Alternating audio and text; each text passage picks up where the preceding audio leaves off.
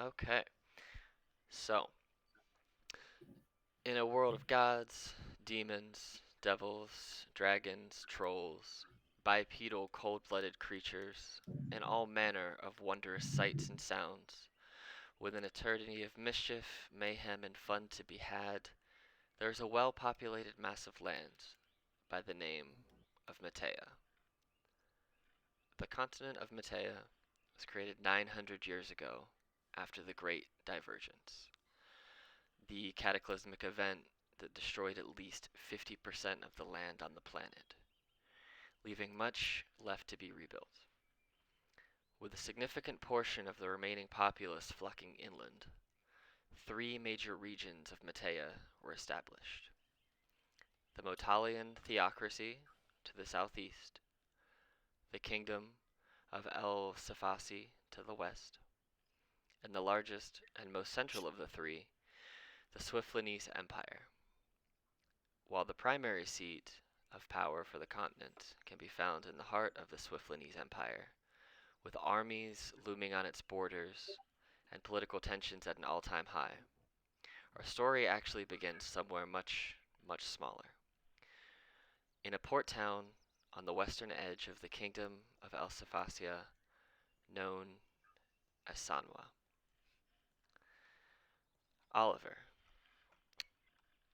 doing your daily morning exercise routine, no different from any other day. You find yourself in a particularly foul mood, one which no amount of plyometrics seems to be able to reduce. No amount of exercise seems to be shaking this feeling of loss and betrayal that's enveloping you this morning.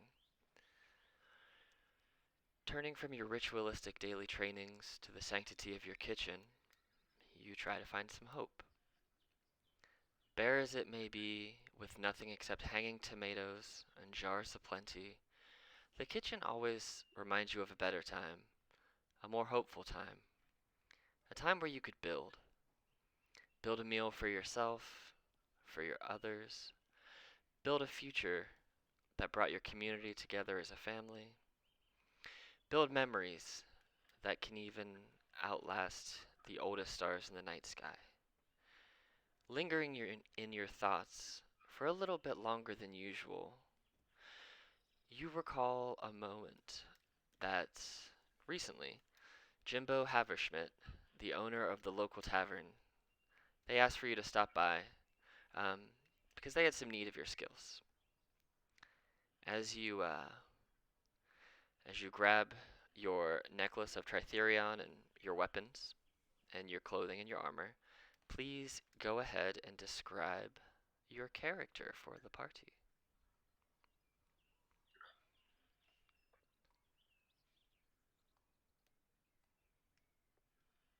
Bueller. What do you look like, Kellen? What does your character look like? Oh no. Yeah, one.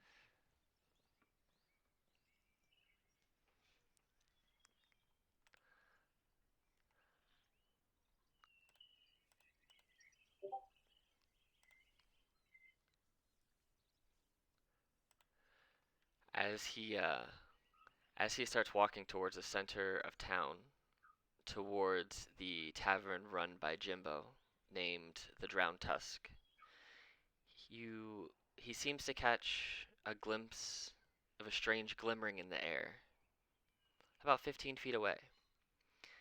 As he stops and he stares, there seems to be this weird green, blue, purpling, um, almost puddle-like portal shape appearing.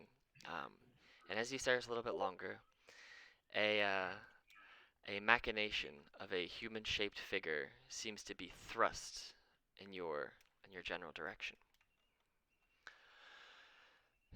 Neo, you find yourself at your desk, bathing in the dull blue light of a glowing screen, something to which you've become all too accustomed. Small, metallic cylinders fill your bedchamber, fabric pulled closed over your windows, keeping the brightness of the outside world at bay. Yet another session, you found yourself losing track of time. How long have you been staring at this blue glow? 12 hours? 3 days? A week? Time itself seems to have become something that has fallen out of love with you. As you hit the menagerie of buttons in front of you, in a manner similar to that of a conductor commanding his orchestra, a feeling begins to build inside of you. At first, it's like a spark, that of a freshly lit match. Slowly, the spark starts to grow in size and brightness. You hit the buttons at an ever increasing speed, with a sense of urgency you haven't acknowledged in what feels like eons. The screen glows brighter, the adrenaline in your blood pumps at an amazing speed, to a point at which you feel like your fingers are moving faster than you can think.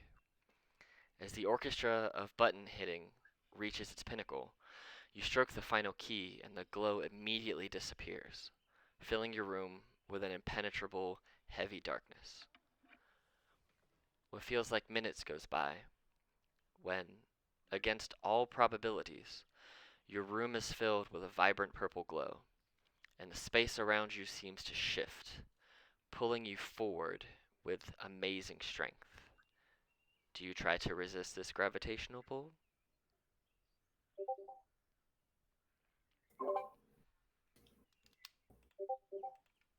Um, I'm gonna say no because I've overclocked my CPU many a times, and maybe this is something new. Maybe I've hit a new level of speed on the Okay, many CPUs that I own, and I'm okay. just kind of going with it. As you as you don't resist this pull, this gravitational field pulling you closer towards it, you are pulled forward with drastic speed into this void. And as you're traveling through this void, all of your senses seem to be almost overshadowed by just colors of every type, colors you could never even imagine before. Sounds, smells, feelings. You feel your physicality begin to shift and begin to change. And as you look down at your flesh, you see that it is no longer that of your normal human shape. Go ahead and describe what your character looks like, please. Yeah. So as I take form, I am transformed into this kind of, if you would imagine, kind of like a combo of C3PO and Ant Man, kind of merging together. So um, I'm metallic in shape. I have human form, but um, I'm made of metal. Um, but I'm almost bionic. That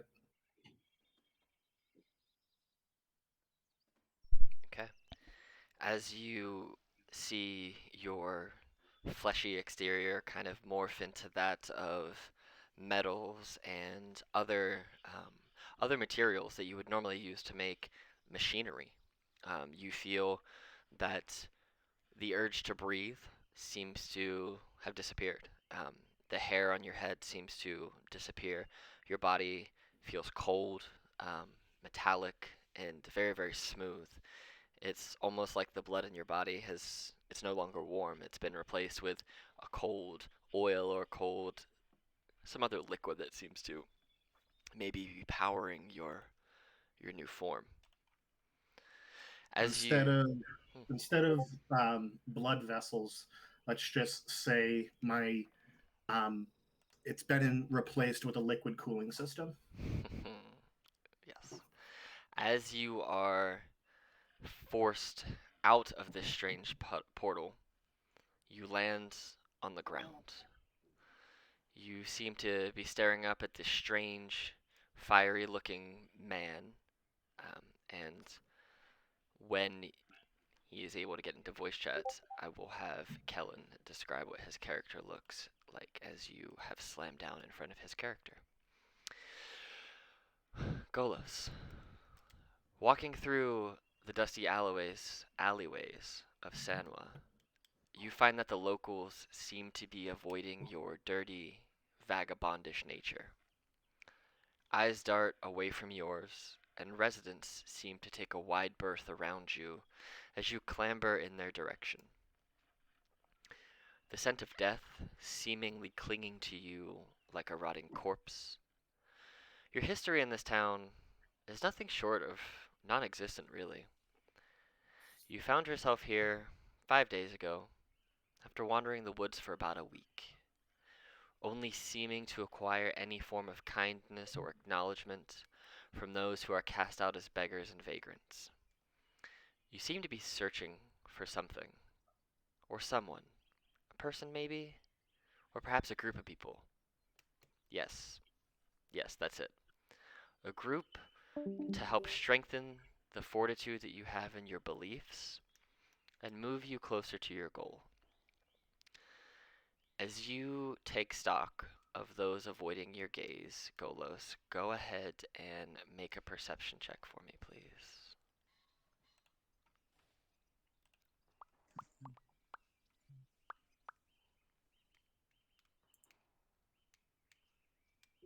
14. Okay.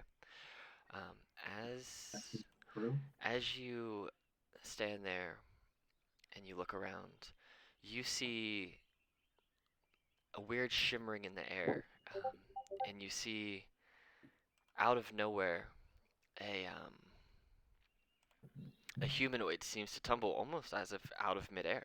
Um, and this humanoid doesn't seem to have a fleshy form. It almost seems to be mechanical in some way. You see standing in front of them is a fiery skinned male male humanoid. And as you're standing there seeing this strange scene unfold, go ahead and describe what your character looks like, please. So I look rather unassuming. I'm in a tattered cape and outfit.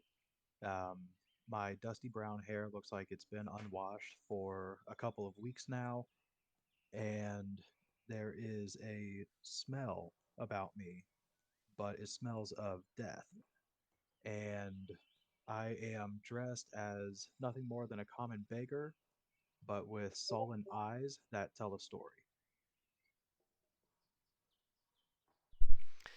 As you are staring and you're seeing the scene unfold with this humanoid falling seemingly out of thin air, and this red skinned male humanoid kind of staring at them, confused as to what just happened, um, you hear um, you hear bells ringing out loudly, and people begin screaming, "Goblins! Goblins are attacking!" And you hear this from 10 feet away. You hear it all from many, many different directions, but you see a person specifically, a woman, comes sprinting by you, just screaming, "Goblins!" Holding her side. She seems to be bleeding from somewhere. You can't quite tell, but she has blood soaking through her robes that she seems to be wearing, and she's sprinting, um, panting heavily, holding the blood. And we move over to Kaichar, I think is how you say the name. Frequently the traveler. You spend most of your days earning coin and keeping a low profile no matter where you go. You tend to spend as short as time as possible in each town, completing odd jobs, reaping the rewards, and moving on before too many questions can be asked of who you are and where you're from. This morning, you find yourself lying in bed, planning the next location to which you intend to travel, and reveling in the amount of coin that you've made on the most recent jobs that you've been completing since you arrived in this town Hello. 4 days ago. As you're laying there, counting the coin that's in your coin purse, with a nice ocean kind of salt tinged breeze making its way through the through the windows, you start hearing the screams of goblins. You hear people screaming, goblins, the town is under attack. You hear bells ringing. And you realize that while tragic, people being murdered relentlessly by goblin invaders, that this may be the perfect opportunity to make some coin, find some useful items, and get out of town before anyone can figure out why you're here. Uh, Hopping out of bed, grabbing your equipment, moving quickly outside toward the voices and the screams, please go ahead and describe what your character looks like. So my character is wearing a black cloak. Nothing fancy, but very well kept. Clearly new. Short, cropped white hair, but most features hidden so as to not draw attention. Um, yeah, that's all I got. Okay. As um as you burst out of your residence or where you're staying, um, you start moving towards the sounds of the primary screams. You see a woman holding her side with blood seemingly soaking through her her clothes, and you see these three other strange-looking people um, who don't seem to be running from the action. They don't seem to be running from or towards the action. They're kind of just standing there in almost an indecisive stupor on what to do next. You see a red-skinned male. You see this weird mechanical-looking um, humanoid, and you see this almost homeless, vagabondish type of person who are a very, well, strange crew to just be hanging out together. You don't know if they are associates in some manner, if they're just people passing through town, um, not quite sure what's going on, or if they are on their way out, or if they intend to follow the screams to fulfill the same idea that you've had of making some quick coin before piecing out of this place. So as you start to walk in their general direction, Raoul, you find yourself inside the Drowned Tusk, the local tavern of Sanma, playing through another slow lunch shift at the behest of Jimbo Haverschmidt, your current boss and tavern owner. Wielding, you're still using a baby grand piano, correct? Oh, I'm still absolutely using a paper piano. Okay. Wielding your baby grand piano that is strapped to your large minotaur-esque figure in almost a cross-chest racing harness kind of manner. You are playing sea shanties as the audience are mainly fishermen and workers of the waves. So you hope that playing something that they might be more familiar with or can relate to a little bit more um, would.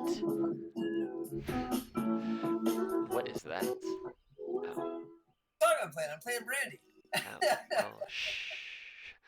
As you are playing these sea shanties, you hope that in doing so you can inspire others to maybe get out and live more of a productive life, or more so, inspire them to pay you and gain some inspiration yourself to continue writing your own music and developing um, your own ballads to work towards your goals. Standing on this old, creaking wooden stage in a darkened corner of this tavern, you come to a very quick, harsh realization once again that you're not human and that this stage was not built to support someone with a stature such as yours. Feeling the wood giving away beneath your feet, you feel the planks start to bow. The not unfamiliar sound of splintering wood fills the air as you fall into a suddenly collapsing stage. Go ahead and roll for me a dexterity saving throw, please.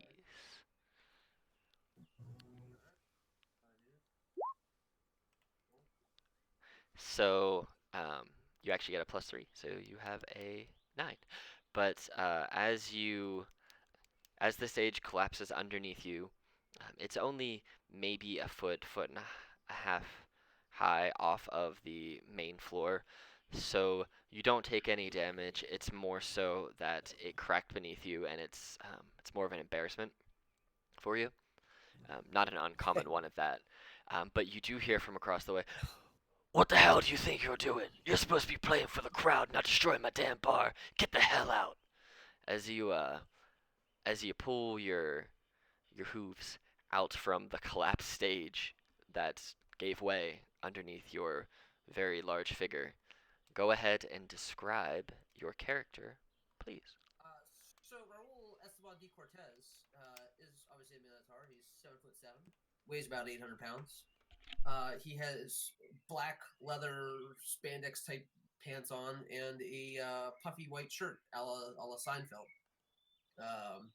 He has a red rose carnation and has a baby grand piano. He's a piece of work. He also identifies as human. He doesn't recognize the fact that he is a Minotaur because he was raised by a circus. So you know, he has some identity problems. Talking right now, I'm just super nervous. I'm talking over whoever's talking. That's fine, Kellen. You can hear me. Yes. Hey, so, Kellen. So as you get yelled at by the owner of this bar, whose stage you just destroyed under your much larger weight than you believe yourself to be.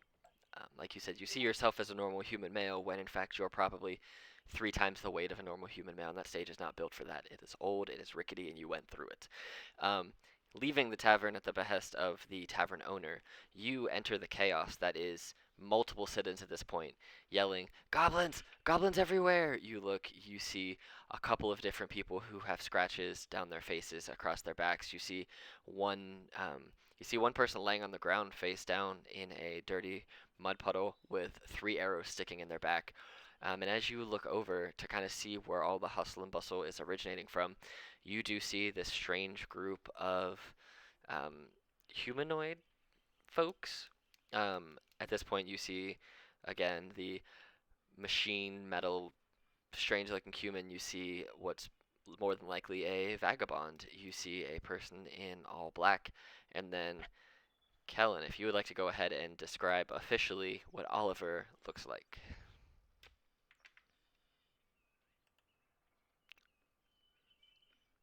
Maybe. Maybe. So, there you are. Cool. I'm dressed kind of like a wandering Ronin knight. I was the best guard at Olive Garden before the millennials came and destroyed that kingdom. I actually learned a technique, a way to heat and fold the bottomless breadsticks in such a way that made it into the sharpest weapon in all of Middle Earth here.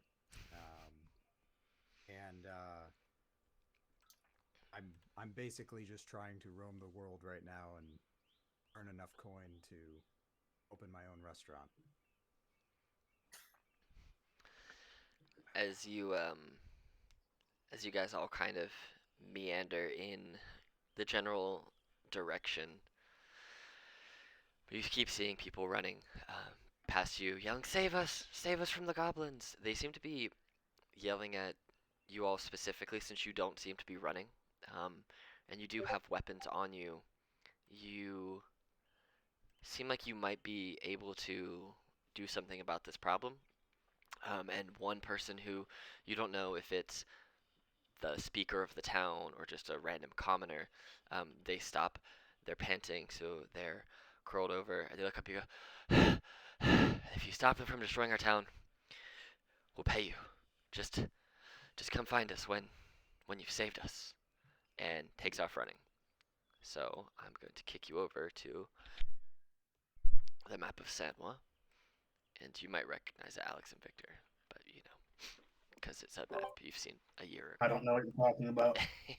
This is a new place, man. I know, right? Whole new world. Let me toss you guys on the map real fast. Oops. So I'm gonna toss y'all on this map. You guys should have your token control specifically. Okay, and then this person is the person you saw, um, ran through your group, said you could make a little bit of money, and then they just took off and they disappeared over here somewhere. You don't know specifically where they're going. As you guys stand and look around, you see that there are some goblins that do seem to be a little far off in the distance. The feet on this is going to be a little bit off, but you can see about 100 feet ahead of you. There is at least one goblin, and as you stare, you see there are some that seem to be coming in from out of town. So we're going to go ahead and get right on into it, and we are just going to go ahead and roll initiative.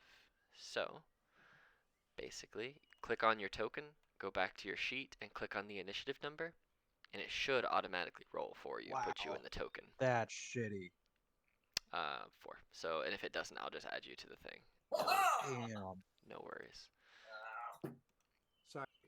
One more time for the slow people, the old men here. So, what am I supposed to do? so if you click on your token, the little picture that you have of yourself, and then go over to your D&D Beyond page, you should see on your character sheet there is something that says initiative, and on yours it's probably like a +2 or a +3.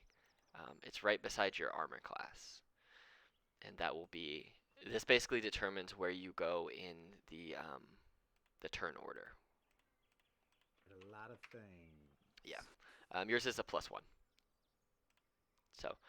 Where can I find? Let me find this guy. So if you're looking at your sheet, so you see how you have your big table in the middle that has like acrobatics, animal handling, and all those skills. If you look directly to the right of that, there's a little box that just says initiative and it has a +1 in it. That is your initiative. Yep. And if you click on that, it What do will. I do from here? You just click on it, and it should automatically roll for you. I think mine worked, right? Yes, it rolled it 3 times. So we're gonna take the one that you rolled first. Whoops. No, Okay. you're fine. I can always change it. It's not a problem. And you actually both +1, +1. It rolled a 10. Do I have to put that in, or how? It should automatically be synced. Do you have the Beyond 20 extension on your thing set up? Extension? No. Are you using Google Chrome? Safari. Okay, so what you can do then is I don't know how to use it through Safari, but since we're already here, what you can do is in Roll20, type / or /roll 1d20 +1, and then that will give you your initiative. You also have the little quick bar in the top left. Yeah, if you want to do it that way. That gets more complicated. So 3. Okay, cool. So that will be I got an your 11 on the other one. Well, we'll go with that one because that's the one that is. And I'm just gonna put Kaiser. I'll put Golo at 4.1 since you rolled first. So then let me go ahead and put these guys in initiative order real fast. Oops. Goblin. Okay. Oh, these are all. How wide's the street? It's 20 feet wide. It's wide enough that if you all walked in a line, you could all walk across. Are you counting for me taking up technically a 10 by 10? You don't take up a 10 by 10. You take up a 5 by 5. You're a medium creature. Yeah, you're a medium creature. What? Yep. No player characters in Dungeons and Dragons 5e are bigger standard than medium creatures. You can be small and you can be medium. You are not. Even Goliaths aren't large creatures. Everything is medium. That's stupid. Okay. There's a way to We're become all larger. considered medium, aren't we? Yeah, you're all considered medium. Yeah. I mean, if you. It's just Yeah, been Ty- so long. I've played. Don't worry, Ty. You're a grower. Okay, so this is the order that we're gonna go in. So, Goblin Commoner, this one's gonna go first. They're gonna use 30 feet of their movement and just book it into the town to, well, we'll say about here, because this math is not gonna be right. That's their turn. Actually, they'll use their action and run even further. So that's their whole turn. They can't do anything else. Neo, it is your turn. You see these goblins and these other folk in front of you, somebody's ran by, said, "Save us, and we'll pay you."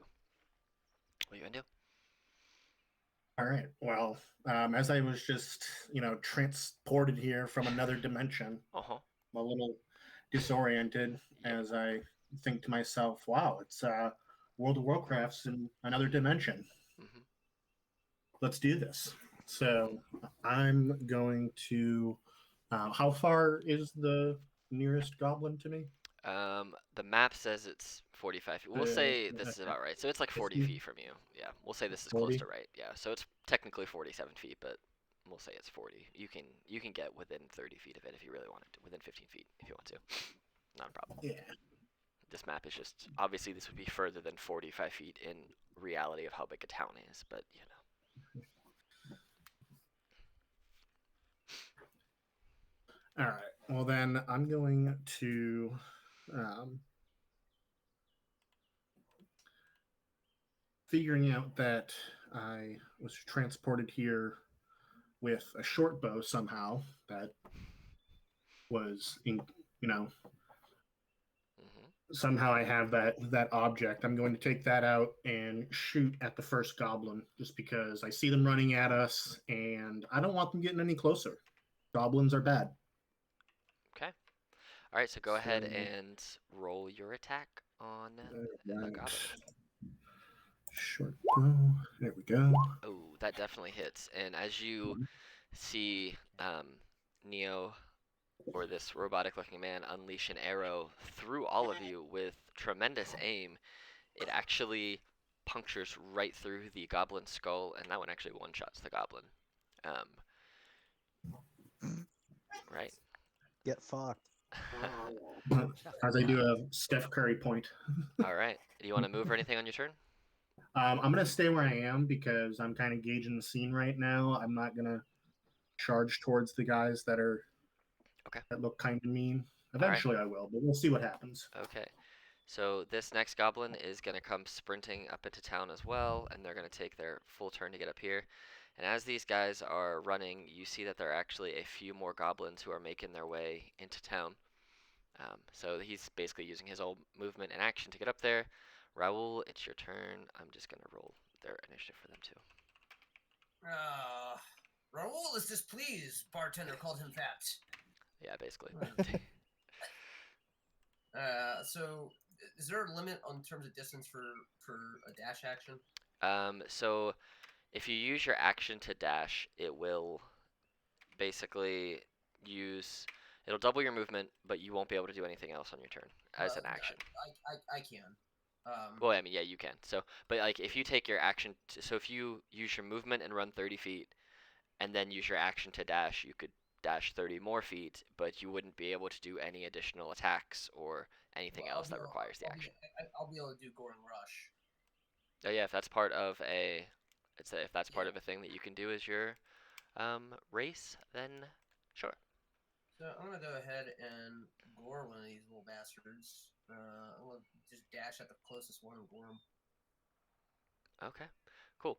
Oh yeah, so you use the attack as the bonus action. Okay, that's how Yeah. Goring Rush works. Cool. So yeah, you go ahead and do that. Apparently, I no longer have my great axe and I have a dagger.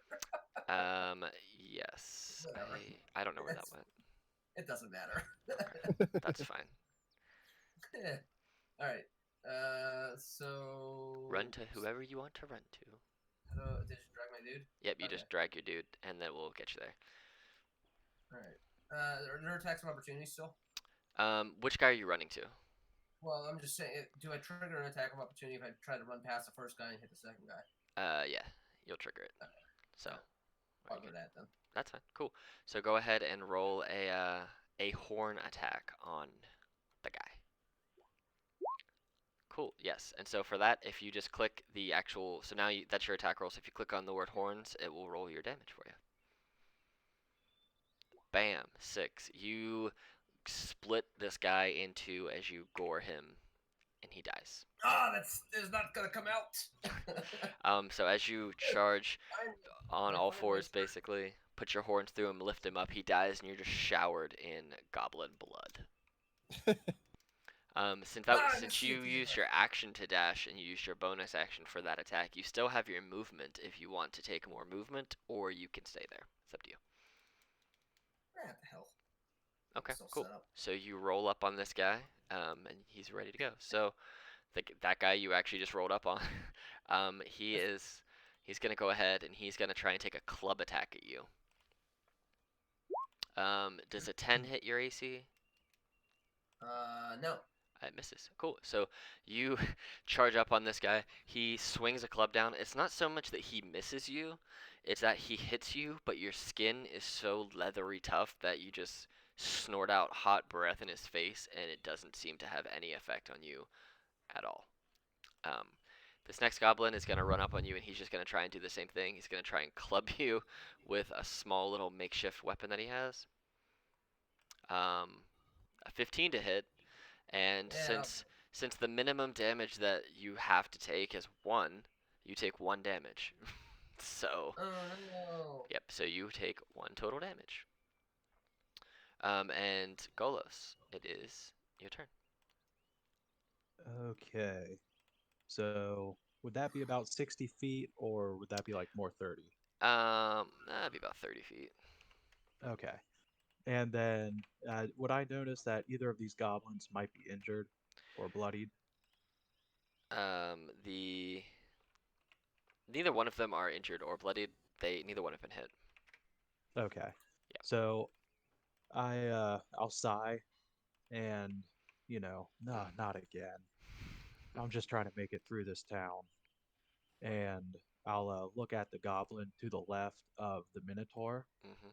and I'll point and I'll snap and use Toll of the Dead. Okay. And so that's what, a wisdom saving throw, if I recall. Yes. Okay. Dun, dun, dun, dun. Wisdom save of 13 for both of those guys. And is that your Reaper spell that you can split it between 2 of them? Because I think you chose that as Yes, your it is. Reaper. Okay, so you get to attack both of them. Okay, cool. So they both will make saves. Oh, they both fail. Um, as you, Raoul, are charging in, you see this other goblin run up in your face. Both take club swings at you. One of them barely touches you for barely any damage at all, just a meager scratch. But then out of nowhere, you see these bells seem to appear above your head. And you're musically inclined, so I mean, you know what bells are supposed to sound like. But all of a sudden, they emit this harsh, dissonant, almost discordic anti-melody between the 2 goblins, and they both cover their ears, shrieking in pain, and they both actually die because they both took 7 damage. Um, and you see the goblins fall to the ground, blood oozing from their ears. Is that your turn, Golos? Let's see. Bonus action. I will move up here, and then that'd be turn. So you can't dash on your bonus action, but we'll just say you had enough movement left that you got there, no problem.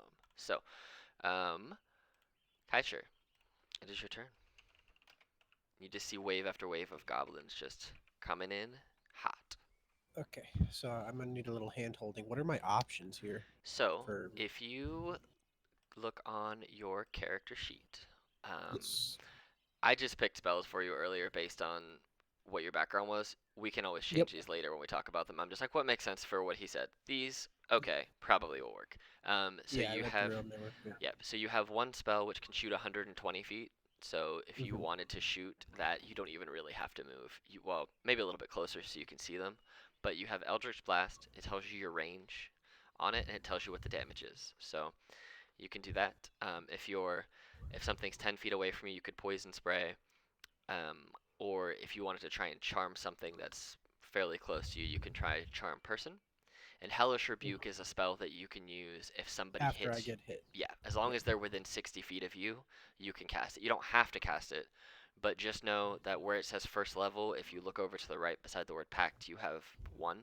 You have 1 cast of a spell between those 2 spells, but you get that back after a short rest. So you as a warlock will be shooting a lot of cantrips, and you can always change your cantrip after the session if you just see ones you like better. But Eldritch Blast is effectively the most powerful cantrip in the game So it's like a spell you Gotcha. can cast infinitely. So, Can I do this as an action? Can I change my voice to match that of the goblins and sound a retreat to sow confusion in their ranks? you can certainly try. So what you can do for that is just go ahead and roll a persuade. Do you speak Goblin? Um, I don't know. You, How would I know that? if you look to the on the bottom left of your sheet, there's that red box, and you have armor, weapons, tools, and languages. You speak Common, Common, Draconic, draconic, and and Primal. primordial. So you don't speak Draconic or Goblin, and they don't speak Common. So they only speak Goblin. So you could yell, but you feel like it might not do anything. So, Yeah, that would be dumb. Okay, so got you. it's up to you. In that case, I'll just launch an Eldritch Blast Okay. at the nearest goblin. Okay, so that would be this first one right here. So go ahead and just roll your Eldritch Blast attack. So that's just clicking the hit DC. Yep. So if you just click Okay. on it and you can just bring it up and it should roll and it should theoretically, yep. And then just, you'll definitely hit it with a 16. Go ahead and click on the Eldritch Blast pink button and it will roll your damage for you. Oh, okay. Yeah, I don't know why it's popping up like that. I think it's just doing something strange. Did that work? It did not for some. It rolled the actual attack, but see how if you look in roll 20, it has Eldritch Blast highlighted in pink or red or whatever color that is. If you click, No. well, it's red for me, but if you click on Eldritch Blast, it will do the damage like that, and you did 8 damage, and you murdered this goblin. It Poor goblin. explodes. um, okay. Do you want to move any on your turn? Yeah. If I can get up to, You got I don't 30. know if it's Yeah, possible. you got 30 feet of movement, so you could probably get to like the split street a little bit if you wanted to. Okay, that's Okay. where I want to be. Cool. Um, Oliver Guardsman, it is your turn. I can't get over your name. It's awesome. What do you want to do, Mr. Guardsman? Can I attack? You can. What do you have that you can attack with? You might actually need to get closer. I was gonna say I feel like I might need to get closer here. Let's see. So you have produce flame, where you can basically throw that. I think you can throw that 30 feet, right? If you needed to, you can throw that 30 feet, or for equipment, you have a crossbow. You can shoot a crossbow. Oh, I'm gonna crossbow it up. Okay, so that shoots 80 feet without penalty. So if you want to move a little bit closer towards like these guys, you'll definitely be in range, and you can shoot that first goblin without Let's do any it. problem. Okay. So go ahead and roll an attack, please. You have 13 HP, I think. Did it work this time? I'm in Uh, Chrome now. So for some reason it still has your video and stuff turned on, but it's cool. It did not roll the attack, but if you do you have the extension turned on in Chrome? What extension am I supposed to get? Beyond 20.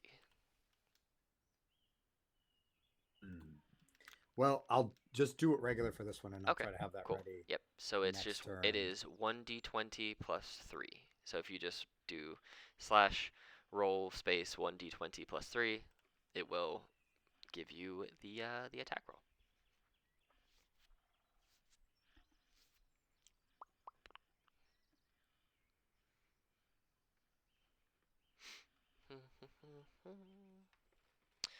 If it doesn't work, I can always just click it for you and kick it through. It's not a problem.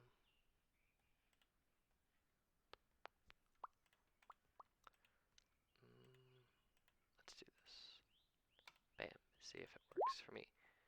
Alright, so I rolled it, but it didn't roll well. So if you want to roll it, I just want to make sure it worked. You can just type slash roll space 1d20 plus 3, and that will roll the attack for you in roll 20. Look.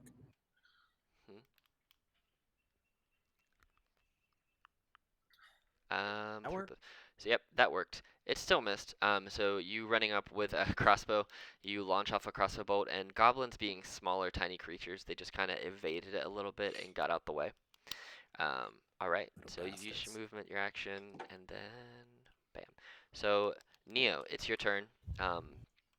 You do see, yeah, everything's a little far away from you right now, so you'd have to move closer to be able to do any attacks or anything. Yep. Unless you have something that you So- could shoot that far. I don't think I have anything remotely close to that. Do you have Firebolt?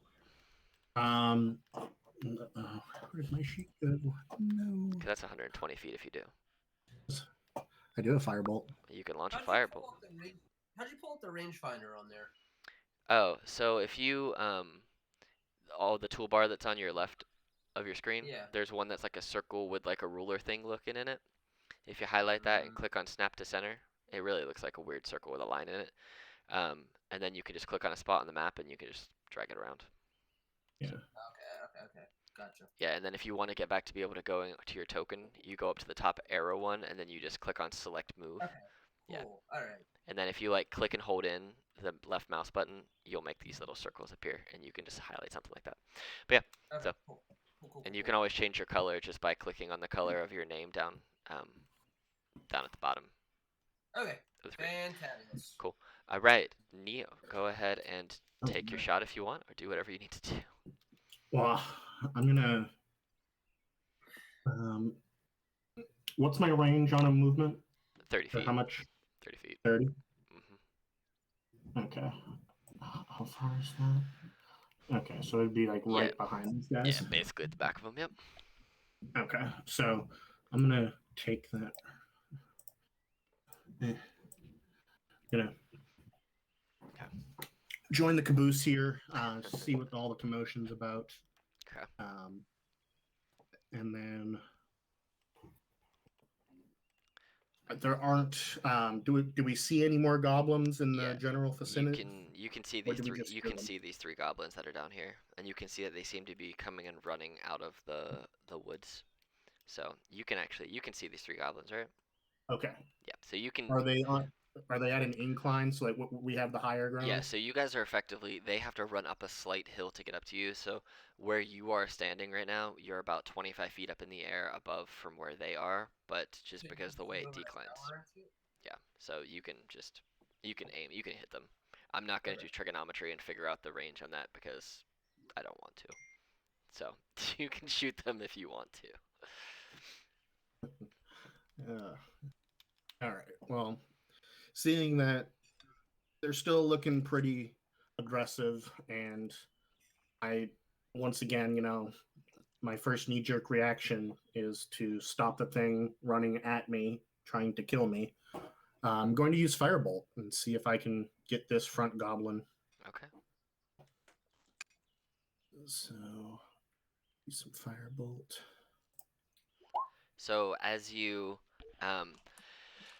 guys see, well, Oliver and Kaiser, you see and you hear the metallic footsteps of this humanoid sprint up behind you, and you almost see that they engulf their hand in flame and seem to try and propel it forwards. It launches and it just fizzles out midair, and the flames that are wicking off of their hands seem to still be there, and they seem to start working their way backwards up their arm, and they quickly pat them out. But Neo, as you look down, you see it seems that you may have sprung like almost some sort of flammable liquid leak in your hand, and as you stare at it for a minute, it almost magically reseals itself back up, but with a natural one, you miss. So. Ooh. Okay. Well, note to self. Yeah. Okay. So Change volatile liquids. this goblin's gonna run up here, and it's gonna go ahead and take a short bow shot at the first thing it sees, which is the Minotaur, Raoul. Does an 11 hit? I do not believe an 11 will hit your AC. I think it misses. And so this other one. Bastard. This other one is just gonna follow suit, run up, but he's gonna try and shoot past you and shoot the guy behind you. So Golos, this goblin takes a shot at you of a natural 20. That sucks. It's going to do a grand total of 2 damage. Oh, thank Christ. And that 20 at level 1 is almost an insta death. So that was both their turns. Raoul, it is your turn. You see these two small goblins sprint up and just unleash 2 arrows, one of them at you, and he just misses, and one of them goes over your shoulder, and you hear it sink in You definitely hear it hit some meat, and you hear Golas just tear it back out of their chest. So I gotta keep in mind here, Raul's dumb as dog shit, and he's really confused about this whole bell thing. Hang on, I'm gonna just roll an intelligence check to see if you put 2 and 2 together.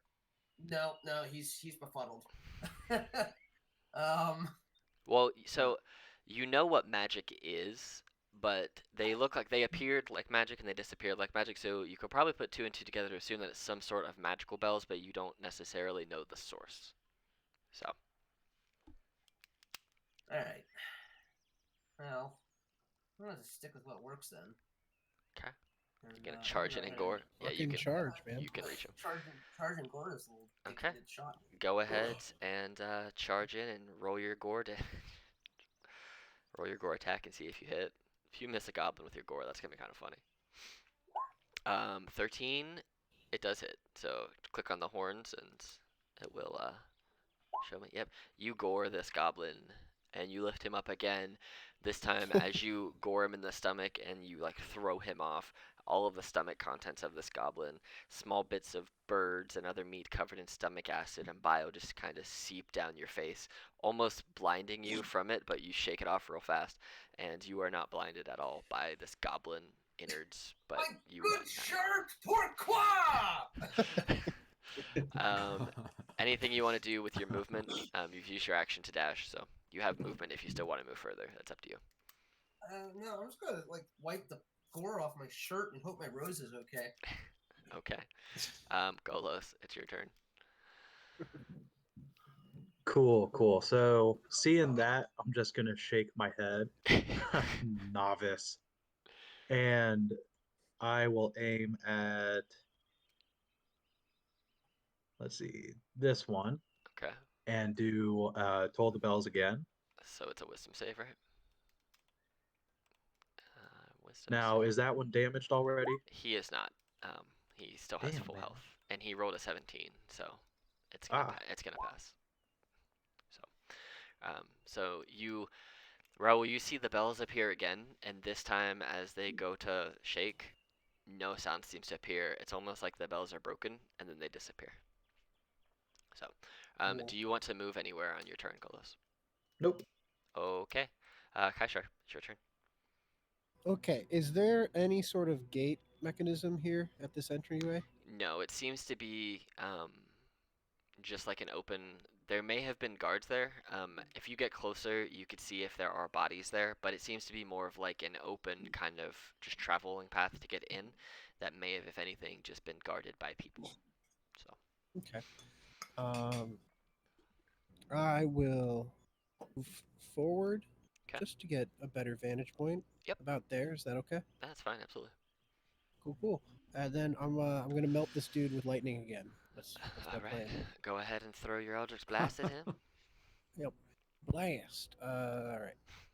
Blast. And 8 will actually. So you're shooting the one right beside Raul, or the one down here? that's the one. I'm gonna back my boy up here. Okay. So as you run up to get a better vantage point, you coalesce this negative, almost blue, black, purplish energy in your hand, and you launch it out. You see that the goblin sees it coming and kind of dives out the way, and it just veers off, hits this stone gate edge almost, and it just blasts a piece of stone off, missing the goblin. So you did not hit with an 8. So, okay. Oliver Guardsmen. All right. I'm going to try to get in close here. How far can I move? You have 30 feet of movement, and you are 37 feet away. So you can, we'll say because of the way the town is set up, if you want to sprint in there, I'll let you run right into the goblin. It's cool. Okay. I'm going to run right up on that sucker. Okay. And you have, what, a longsword attack you can use? Yeah, you do. Nice. Yeah. All right. He's getting a taste of the bottomless dead stick. All right, so you run up on that goblin, and go ahead and roll your attack. So that's your initiative roll. So you actually want to roll your attack. So if you look down, okay. you'll see you have longsword, and if you click on it and then click on the +5 beside it, it should, in theory, roll. Yep, 17 definitely hits. So if you click on the pink longsword word that's under the 17 on roll 20, it will roll your damage. And I I say can. one more time. The pink what? So see how in roll 20 it says you're 17, and then underneath it just says longsword. It's like highlighted in whatever color it is on your screen. I don't see a 17. I just have longsword. So on the, if you look back at roll 20. Oh wait. Oh, Yep. on roll 20. Sorry, Yeah. I'm still on D&D Beyond. Yep. All right. So if I click on longsword. Yep, it'll roll your damage for you. Bam. And if you're not wearing a shield, correct? Or are you? No. Okay. You are The not. bottomless dead stick is a two-handed weapon. Okay, cool. It's, yes, you can use it as a two-handed. Okay, so it's weird because whenever it rolls higher for a one-handed, I will just give you that damage because I'm not going to make you take less damage when you're using two hands to wield it. So, you do 11 damage, and Raul, you see this fiery boy sprint up, and with his what looks to be a giant piece of like elongated bread, but sharpened somehow, slashes this goblin from toe to tail, bisecting them. Dios míos! Okay, so it is this So goblin. I have to say it Oh, you every do. time I Yep. kill a warrior. When you're here, your family. Please, every single time. So you see one final goblin standing. They're gonna move a little bit closer because goblins are not smart. It sees you bisect its brethren, Oliver, and it's going to take a shortbow shot at you for 19 to hit. And it's going to roll on damage a 4 for damage. So you take 4 damage to your person. So. Oh, Alex, are you rolling the confirmed criticals, or are you just automatic? Oh, I do not ever roll confirm criticals. You don't roll confirm. Okay. I hate crit confirms. I think it's the worst homebrew rule ever, and if I ever play at a table with someone, I immediately quit playing that game. That's how much I hate them. Anyway, so I you will don't not. care I that much about it. No. If it's a critical, it's a critical. You don't have to confirm it because it's less than a 5% chance you will do it again immediately after.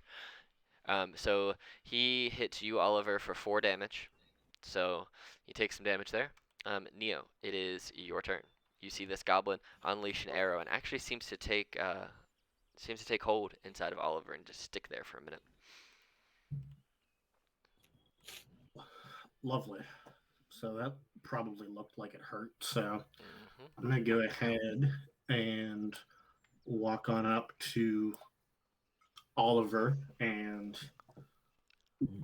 look at him. Oliver's up here, and Golos and Kaijar are here. Yeah. So Oh, Oliver's up by okay. Raoul. But yeah, Golos definitely got hit with an arrow as well. So. Oh, okay. Well then I'll get to Oliver eventually. But looking at Golis with getting hit by an arrow, I look at him and I say that must have hurt. And so I'm going to do. I should have cure wounds. You are gonna overheal the shit out of him. Just so you know. I'm okay with that. All right. I'm just going based off of, makes sense. I'm just reacting to things, and if I was to have an arrow hit me. Yeah, so Golo, you get healed for 5, so you are back up to full. You cannot be overhealed, so you're back up to full because you only had 2 damage, so.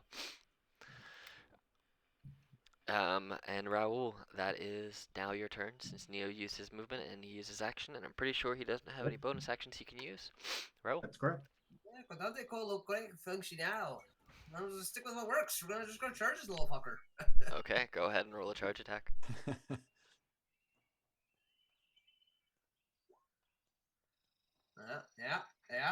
I'll do it.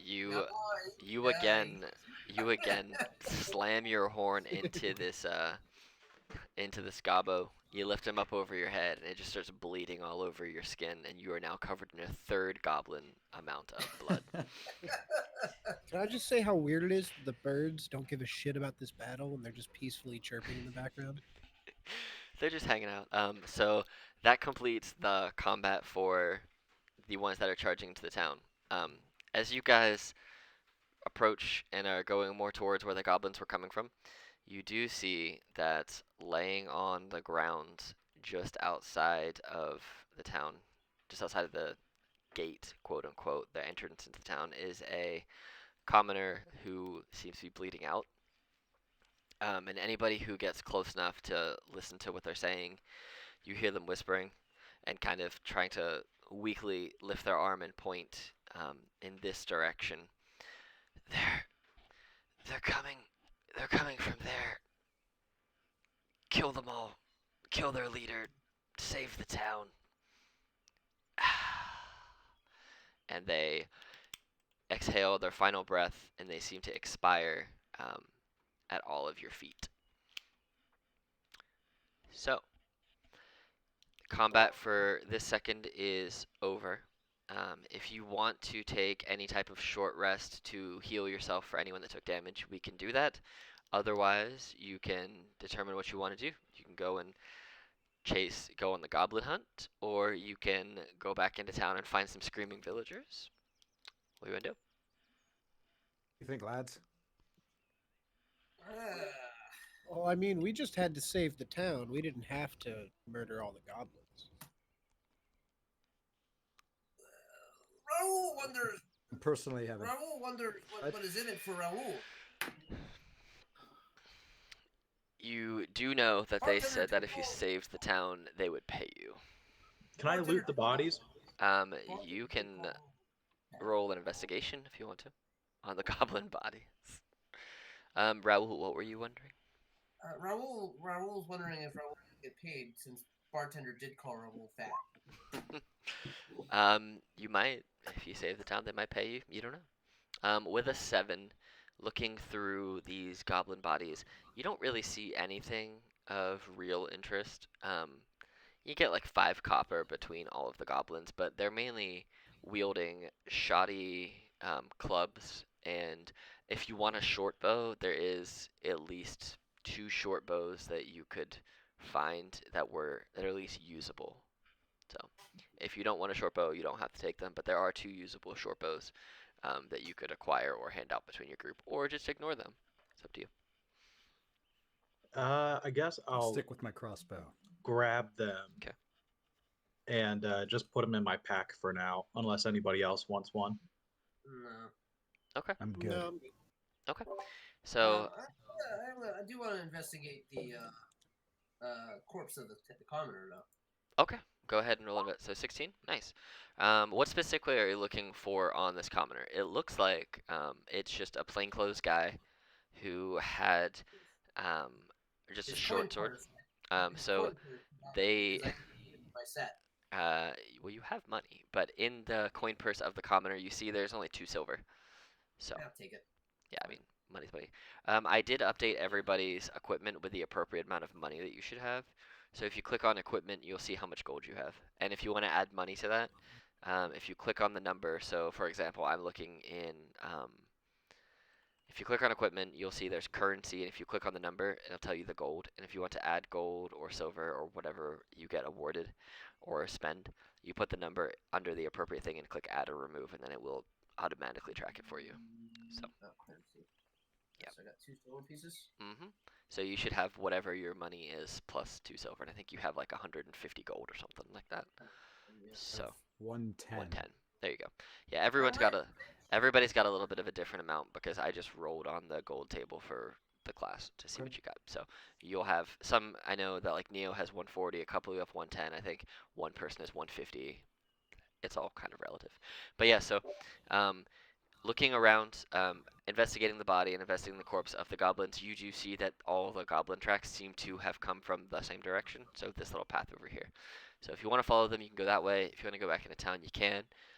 If you just want to lay out and enjoy the rest of the day, you can also do that. So from just a rudimentary inspection of the village that we're in, Mm-hmm. um, how like are we like is this like a very well upkept village, or does it seem like this village has been sustaining constant goblin raids? Like this isn't the first one that they've seen. So, just from your short time being in this town, and immediately having to fight goblins, taking, we'll say taking 30, 45 minutes just to kind of look around the town, kind of investigate a little bit. Um, this town seems to have, it's not huge. There's only about 1,500 people that seem to live here. You've seen human and you've seen some sea elves, but you have seen a couple gnomes, a dwarf, and some other type of elvish folk, but you can't quite place them. The saltwater tinged air seems to be so thick that you can almost taste it. Um, you imagine that if the town wasn't under a goblin raid, that you would probably hear just general market talk. You see there are carts around. There is places for a town crier to cry from. You see there are animal prints throughout the town, so you imagine there is some trading that goes on here as well. Um, Other than that, you see a lot of small family homes. You see fishing boats at the docks. There seems, you imagine there's probably a store of some sort. You know there's a tavern. At least Raoul knows for sure there's a tavern because that's where you were playing. And then there are a couple broken down buildings. And then there's this tower in the middle of the city, which seems to just be some construction project that they're working on. It doesn't look like it's anywhere near completion.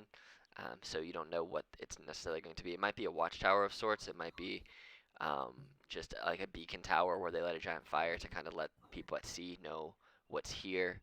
And you see there are some land masses over here, but they don't really have any docks or anything on them. They're just kind of land out in the bay a little bit. So that's what you got. Well, how do we know that that wasn't? How do we know that that wasn't just a scouting party? They're not coming for more. That's a very good point. And also the fact that when they attacked, everyone ran the other way and assumed that we were going to fight them makes me assume that, well, and also nobody from here joined us to attack the goblins. So um, they don't seem like a that they're ready for battle or they're I'd suited for say battle. I'd say we go find the person who promised to pay us and find out how much they're offering. Raoul Agree. concurs. Raoul wonders about the treasury of the local town in order to pay Raoul wages that he deserves. Are there any This is a sea town devoid of militia commerce. around or like a store that I could sell the bows at? You imagine if you spend enough time, you could probably find like a general store where you can sell the bows. Hmm. Um, they're just based on you've been in this town for a few days, so you know this. There is in fact a general store. You know there's the tavern, the name of which is was escaping me for a second. The Drowned Tusk. You've been in there once or twice. People kind of steer clear of you because of you in general. But you have not noticed any type of like militant defense of the town. There seems to be one or two people who act almost like a small police force, and you haven't really noticed a lot of crime in the town. It's more of just like kids doing dumb kid stuff that they've just kind of been scolded by two leaders of So it's the public neighborhood order. watch. Yeah, basically, the town isn't Okay. very huge. Like I said, there's only 1,500 people here. There doesn't seem to be a lot of crime. It seems to be a generally peaceful little spot where most people are spending their days fishing. You do know from being here that there is a mine a few miles away from town where if they're not fishing, they are mining. Um, and you know that that mine has both copper ore and stone. So that might be a place to go at some point, but you haven't heard recently anyway of any trouble per se at this mine. You just know that is 5 miles from here. People go there to work. They normally spend multiple days there, and then they come back rather than making the 10-mile trip daily to get there and back on foot. So, yeah. But if you want to go and find someone, the person who said they would pay you, you guys can all go ahead and roll investigation checks. And see if you can find them. Yeah, Right. for that. Hey, I know exactly where they are. Jesus. Whoa. Yeah. Yeah, you're a little creepy. I've been watching them for a couple of days. Ow. Yeah. Damn. So I will tell you with your you had it before the natural 20, but with the natural 20, you for sure remember what this person looks like, and you clocked them as they were just kind of running. And you end up finding them near this construction project up here. And as I you hear his fucking heartbeat. a nat 20 doesn't make you God. It just means you were very successful in finding. And fun fact, a natural 20 doesn't always mean you're going to succeed either. There's at least not out of combat. I'm going to use the same commoner token because I don't feel like getting out of the way. But you basically find them up here. You find them kind of cowering. And as you speak to them, they just kind of look at you and like, oh, so you want paid, huh? How about Yeah. this? How about this? I don't have a lot. I don't make a lot of money, but I'll give you all 10 gold to split. If you go and you kill the goblins and their leader. Which I will let you know that that 10 gold in this specifically this town, but mainly in the world. 10 gold is a lot to make like an average person be able to live for like a month without any real problems. So you'd effectively both get 2 gold and you could live pretty decently for like just over a week or just under a week, I guess, each without much problems. You could stay, have meals and bedding for almost a week without really any problems. So All right. Can we ask him what his position is in the town? you can. I just live here. I don't really have anything. I'm a fisherman. But I don't want to die, so I'll give you a lot of my savings and well, Raul's go from second there. request. Is Mhm. I'd like to make a persuasion roll to convince him to name one of the gates after me. You can try. Go ahead and roll a persuasion check. 9. So, No. as you are trying to convince him, he's kind of looking at you. He's never seen a minotaur before, so he's kind of confused as to how you're walking and talking to him. He rolled performance. Oh, your, my bad. is your persuasion still a +5? Yeah. It Works out would, the same. yeah, it's the same. It kind of is a performance too.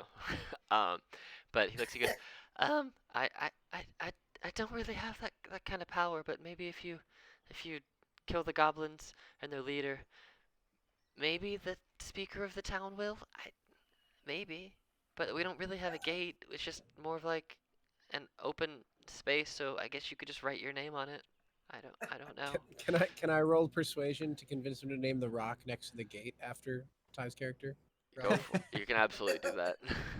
Raul Esteban de Cortez accepts your terms. And he looks confused. He goes, "Okay, that stone is now the stone of Raul Esteban de Cortez. Okay." There you go, buddy. And I'm just gonna draw a little And square on this right here. That can be the can rock. can I ask him what the construction of this building is going to be? Yeah. So as you don't have to roll Thank for you, it. Daddy. As you're speaking to him and asking him, and he's confused as to why people want to name rocks after themselves, and just looks bewildered a little bit, more concerned that his village might get destroyed again. He goes, well, you heard the bells, right? Like to let the people know that there's an attack coming. Well, those are bells that we all have to ring individually and hope that they spread through the town. This isn't going to be one big bell, and there's going to be a person sitting up there and kind of keeping an eye out so that we can see attacks coming from further away and warn the village so that we can be better prepared. An early warning system, if you will. Can I ask him to name the bell? Can I ask him to name the bell tower after me? You can. You can roll a persuasion check. Where's my persuasion? It should be on your sheet. Yeah, and if you click it, it should. It's a +0. Towards the bottom. So, yeah. So if you look in that middle tree, you should see it. They're all alphabetized. So. Oh, I see it. I see it. Yeah. Wait, did my perception? Or sorry. Your persuasion went through at a +5, natural 20. Um, so, God damn it. The one roll I get. You gotta be kidding. and he looks at you and he goes, I mean, it's not gonna be done for months, and I don't really know your name, and I'm not really in charge of that, but if you write it down on a piece of paper or something and give it to me, I can pass it on to the construction boss, and maybe. The foreman. Huh? Yeah, the foreman. Yeah, I Yeah, forgot what that. the I forgot construction what that foreman. word was. You knew what That's I okay. meant. Yep.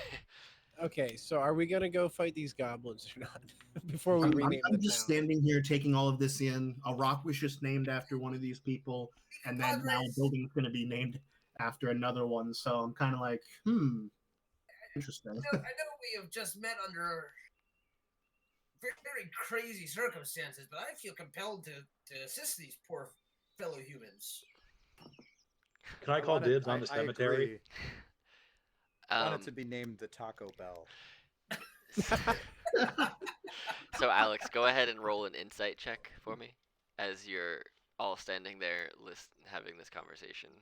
To Raoul saying, "These fellow humans." So, as he says, "These fellow humans," you kind of look and think to yourself, "Do they think they're a human? Because they're very much not. They're very much not a human. They are a giant minotaur of a man or being." Okay, so he's a little horny. A little. He did poke people with his horns. Oh, I look at the townsmen. And before I leave, Raoul does require another shirt. Oh. And Ty, you will appreciate this specifically. He looks at you and says, "I mean, I can trade you mine." Tiny man, I don't think it will fit. And he kind of laughs. I said Tank you would top that he would remember that specifically because Ty asked me in the middle of campus one day to give him my shirt, and I did. I gave him my shirt, and I wore a zip-up hoodie for the rest of the day with no shirt. Anyway, um, he goes, "Well, I can, we can find you some when you come back, but I'm gonna go back to my house and lock the door and hope the goblins don't come and kill me."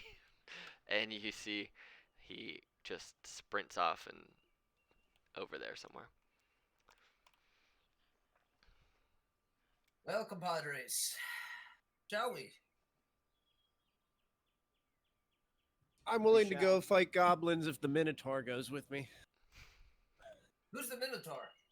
The human tar. I'm looking around, kind of confused. My new rock friend. Ah, Raoul! All right, well, that's 2. Is there 3? I'm in. I'll never say no to killing anything. You I'm have issues. curious where these goblins came from, so I'll join you guys. But Okay. I'm more curious than hungry for blood. I just want the Well, money. if you're hungry for blood, you just have to take some off my shirt. Here. Do you guys want to take any time while you were conversing with them just to kind of take a short rest and use some hit dice and heal up a little bit, or do you want to go to the fight as you are? How often can I use that spell without resting? The Eldritch Blast. As many times as you want. Yeah, it's infinite. Yeah. So anything good to go. Anything that's listed under cantrip can be Yeah, used it's infinite. infinitum. Anything that has a spell level, you have only so many slots that you I can would cast. like to take a second to try to figure out where the hell I put my goddamn great axe, because a rapier in my hands doesn't make any goddamn sense. Okay. So as you are walking around, just kind of thinking to yourself, go ahead and just because I want to see how this turns out, roll a history check. See if you can remember where you put your great axe.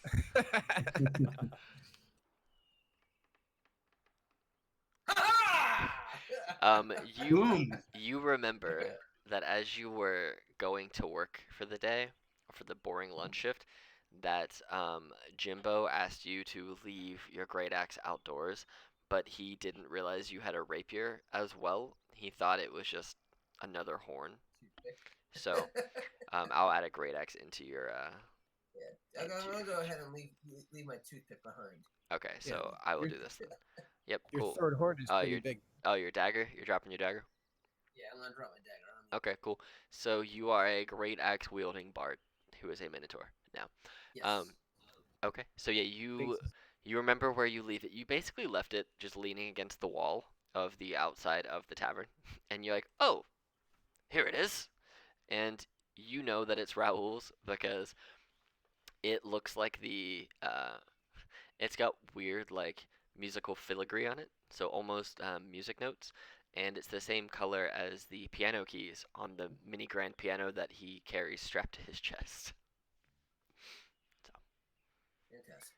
hmm Okay, so you guys Also, want to go and Raoul- find the only Raoul goblins? is mighty enough. Okay. So as you guys take some time and walk around the town, you eventually start making your way to the outside of the borders of the town. So I need everybody to go ahead and make perception checks for me, please.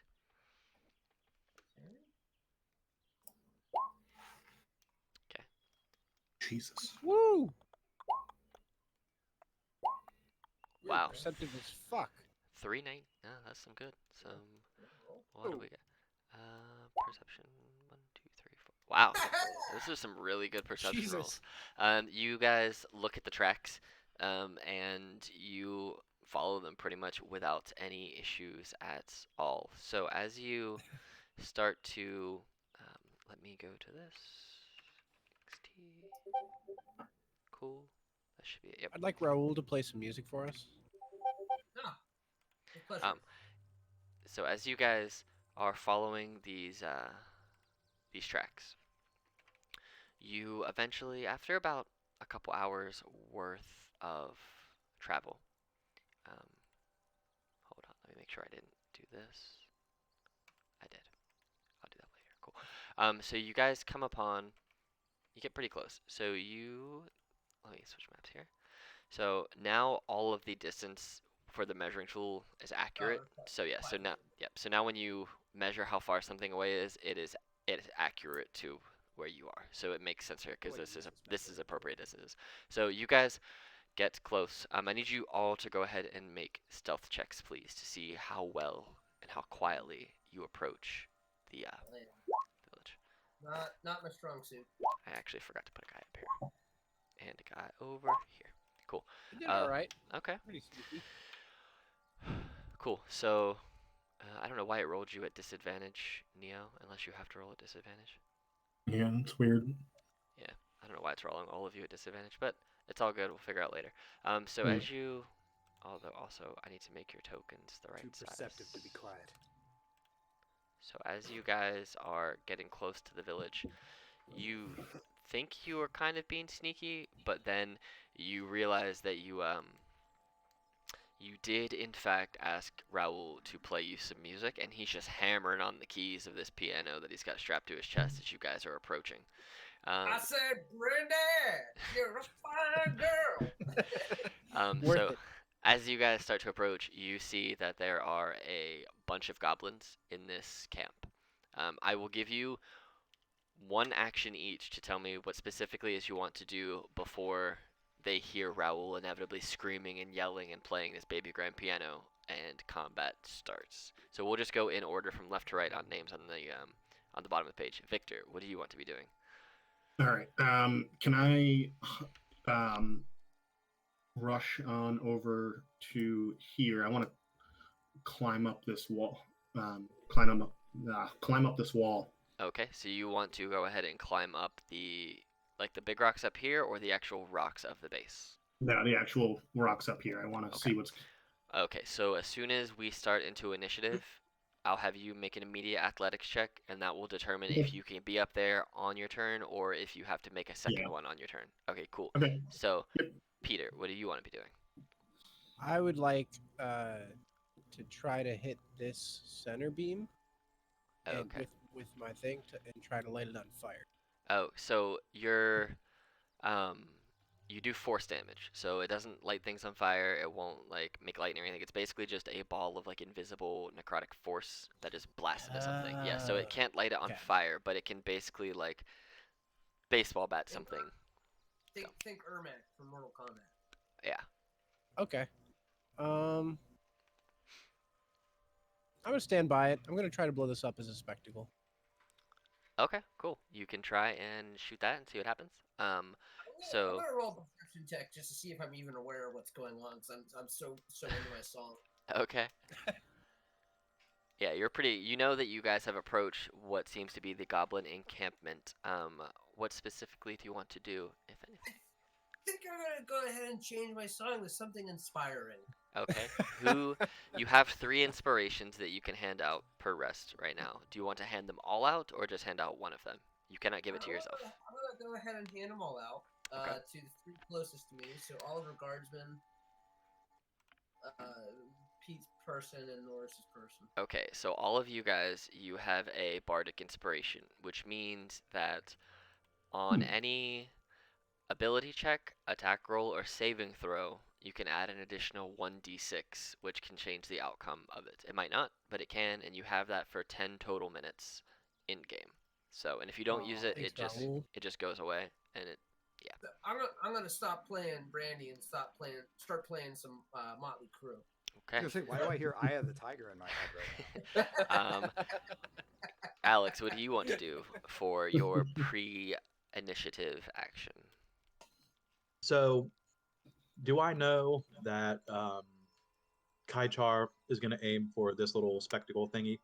You can see that they're kind of looking that way, but they're also looking that way, and there's a lot of stuff they could be shooting at. So you know they're going to be probably be shooting in that general direction. Yeah. Okay. So I'm going to try to time it up. If I notice his bolt is going that way and going to hit it, I want to cast Thaumaturgy. Okay. And have it do the ground tremors. Okay. Cool. How far do the tremors go? 30 feet. Okay. So basically, the force blast well. would hit it here, and there would be like 30 feet worth of tremors all around it. Cool. Yes. Yeah. Okay. Cool. We can do that. And then, Kellen, what do you want to do with your pre-initiative turn? This whole encampment seems to be made of wood. Is that correct? There's wood, there's stone. You will not be able to set the whole thing ablaze with one single produced flame. I could tell you that. But you see that these are made of. These are like bone and hide. Like these tents like bone and hide. This seems to have some metal, a lot of wood. This has got stone and wood. Like there is a lot of wood here, but it's also made of other natural things too. So don't Well, stop then at just one, Kellen. Is that gate then closed? I unsheathe my bottomless dead stick. Okay. And I think I'm gonna move. I think I'm just gonna go front and center.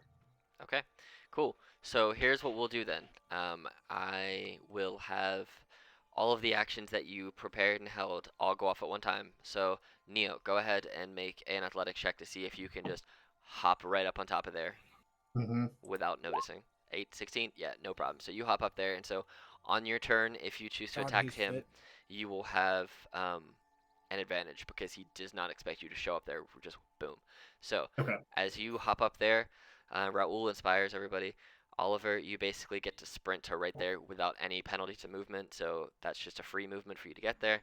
And then Kelshar and Golos, you release your combined spell, and we will do this. I'm just going to use a goblin token for this, and as you hit it, Thaumaturgy hits, and everything within this range right there feels tremors in the ground. So you see all of a sudden all of the goblins in that area. This is not a goblin in the middle, by the way. This is just a token I'm using. So I'm just going to put some dots on this guy. This is not actually a bad guy. It's just a token for the sake of me knowing where Thaumaturgy was.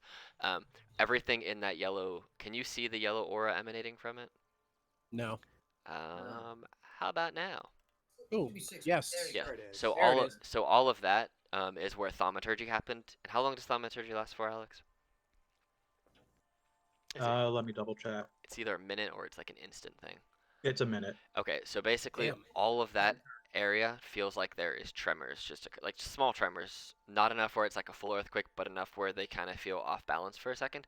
So you see all 6 of those goblins kind of just like you just see them like Would that strike any fear into them, or is this kind of like an earthquake-prone place?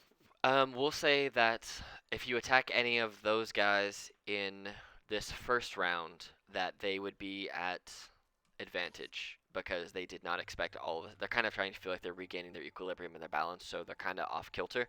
So if you attack any of those 6 goblins, anyone who attacks them gets advantage this first combat round. After that, Dope. they kind of would have like established where they are and realized it's not real. But yeah, so Is that like flat-footed used to work? I don't know. Okay. Maybe. I never played anything before 5, so I don't know. Okay. So go ahead and we will roll initiative. So just go ahead like you did before, and I'm just gonna put these guys in groups. Do it this way. We all rolling initiative? Yes, every single one. Raoul did poorly. I closed my eyes. Okay, so I'm not even gonna roll initiative. Well, I'm not gonna roll initiative for the one by Neo because he's not gonna get to go. He's gonna die as long as Neo hits him. Wait, was I supposed to roll just now? Sorry. So everyone rolled initiative. Let's see. So Okay. whenever you roll, if you click on your token first, it will automatically add you up into the order. So, but I can add you guys in there too, so it's not a big deal. I'm gonna move you here because I have to. You wanted to send the results of this roll to the turn tracker, but no valid token was selected. Yeah, you basically just have to select your token and it'll do it. So if you click on your token first and just leave it clicked, Oh. and then it will let you do it. So I'm gonna go ahead, but I can also physically add you guys in when it comes to it. But I have to move you so I can see you to do it and turn. And then Raoul, what did you roll initiative? I got a mighty 7. Raoul there it closed. is. That beat Oh, my 6. You actually got a 6 because it rolled twice for you. So you got a mighty 6. 17. Has it still not shown up? Oh, no, I see it. It's there. It just because you didn't click on the thing. You did not get 65. You got 6. 6.1, 6.1. We'll go with the 7 Raoul because it was there. I got it. So, well, just that way. So these guys are gonna be these 2. This guy is gonna get his thing here real fast. And then these 2 goblins are gonna go on the same turn order. Wham.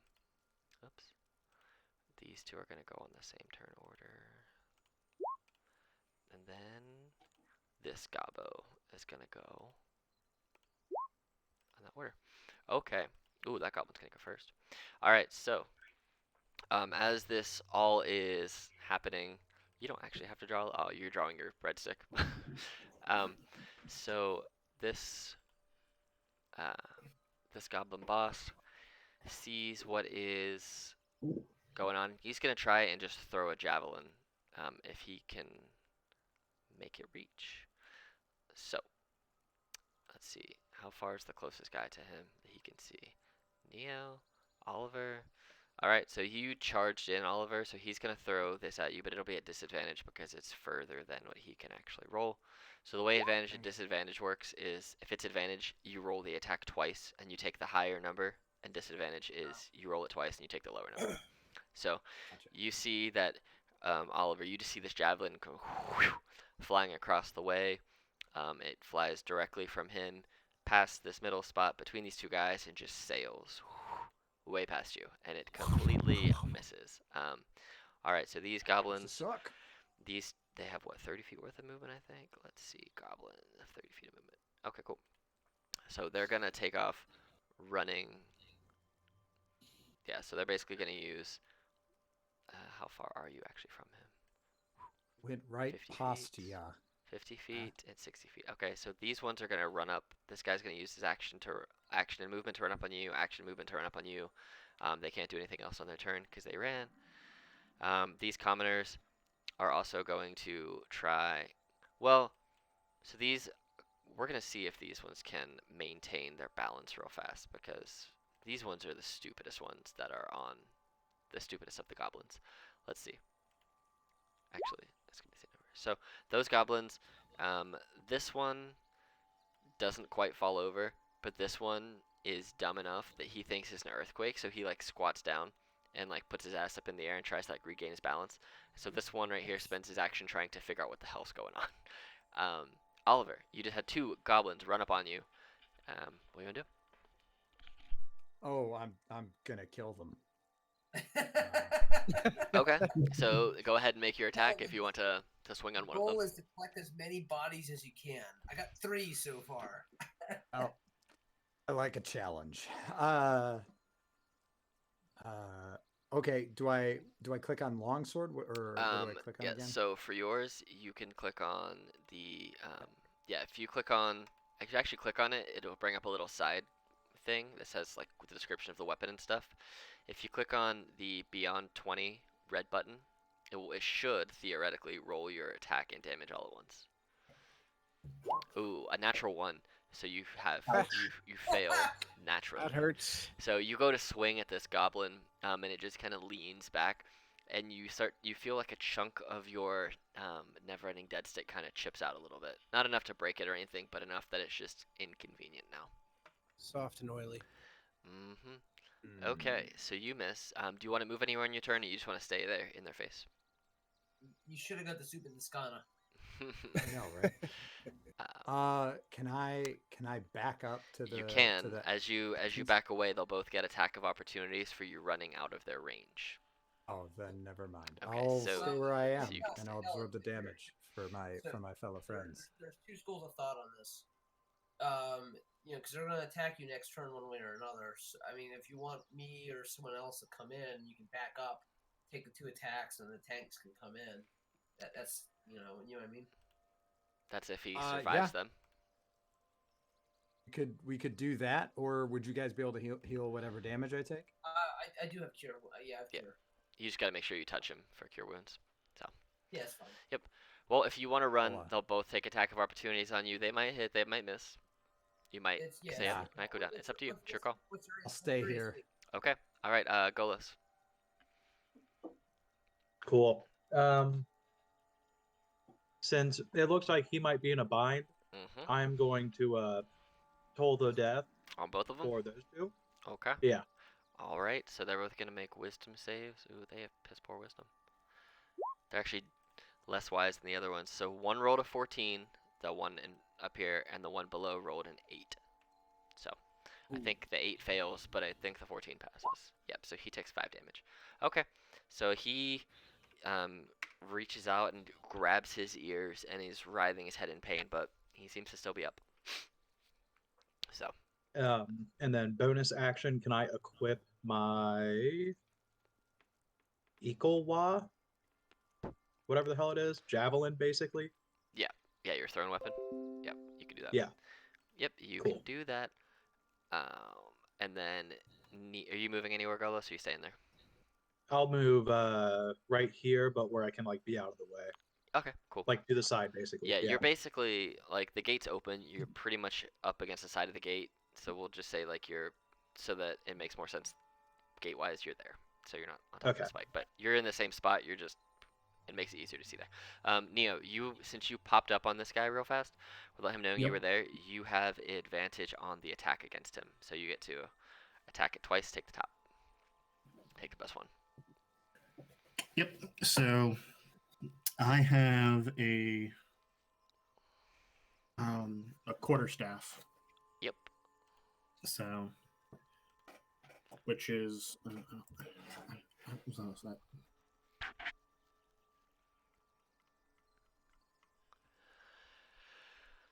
Yeah, it's a spear-ish weapon. Yeah, it's just a big stick.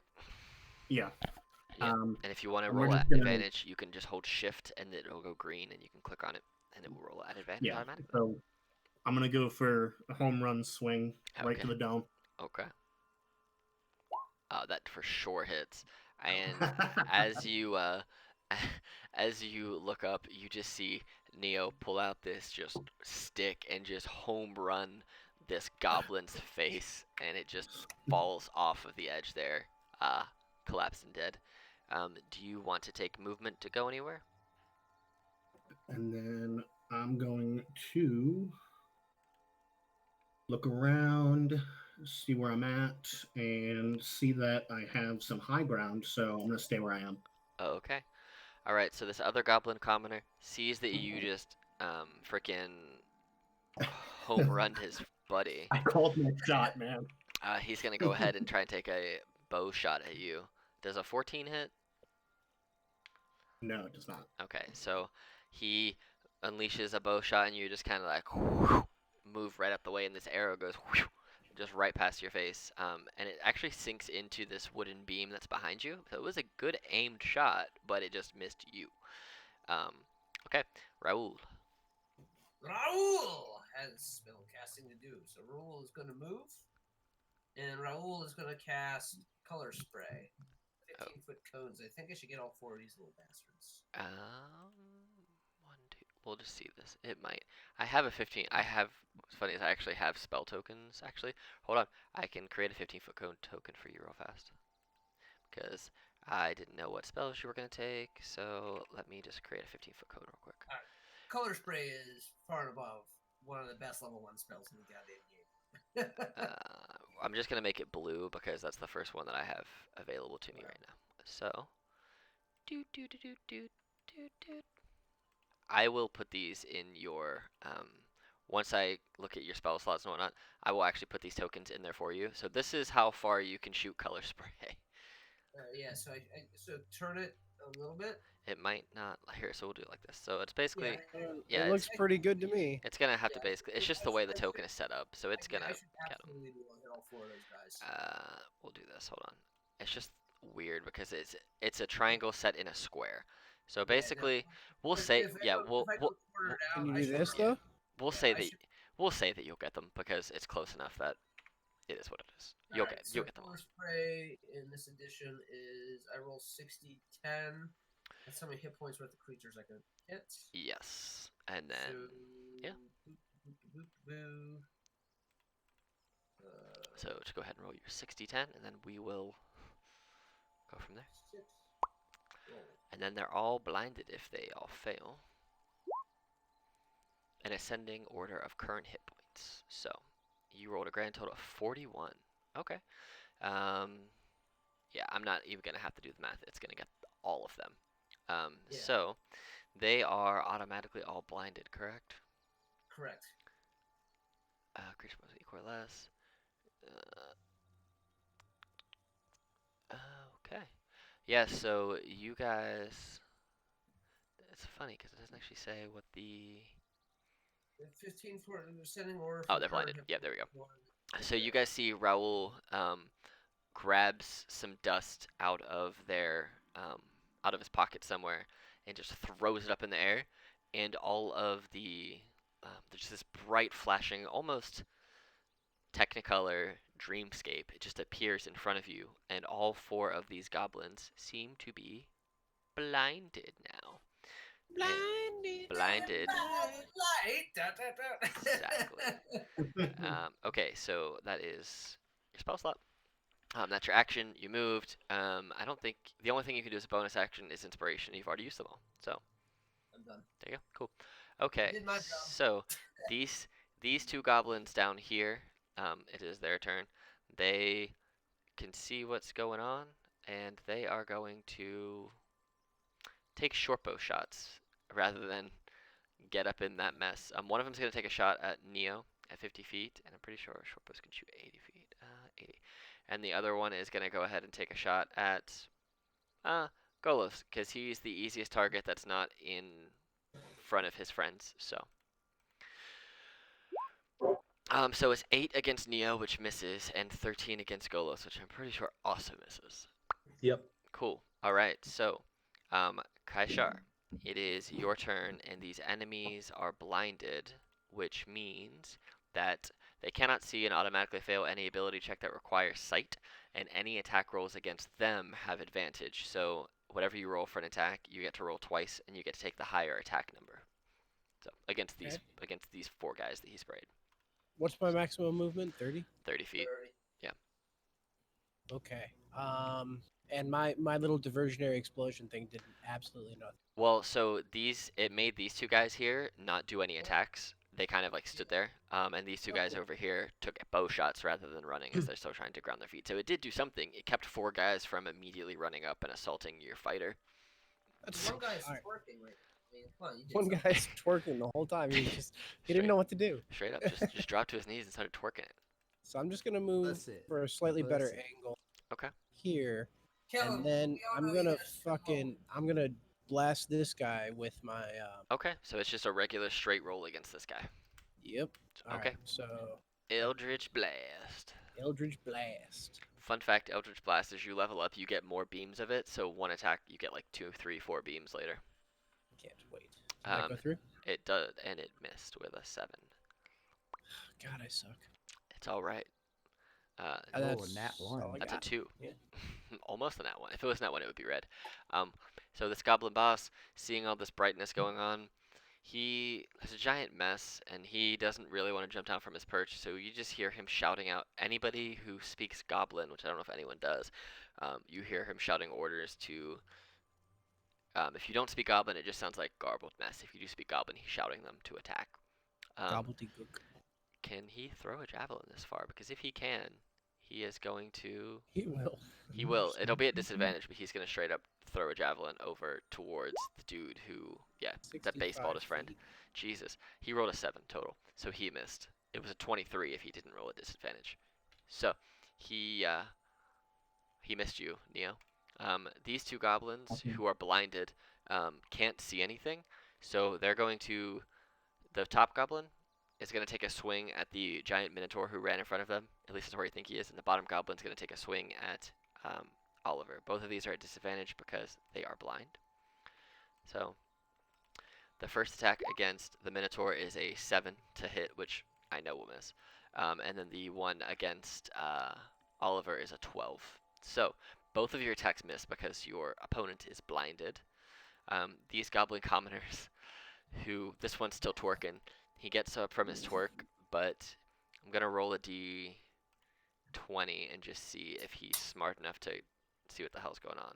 Natural 20. So he he knows that there's a fight going on, but he doesn't know where it's coming from because he was facing ground, then he went blind. So I'm going to roll a d4 and see if he runs north, south, east, or west. He's going to roll south. So he's going to use his whole movement, 5, 10, 15, 20, 20, just run south. This other guy is blinded, and he is just going to follow the footsteps that he heard, so he runs down this way too. Alright, Oliver, it is your turn. You have 2 guys blinded in front of you, so whoever you attack, you get to attack at advantage. So you get to roll twice and take the highest, or just hold the shift key as you click the attack, and it should automatically roll at advantage for you. So.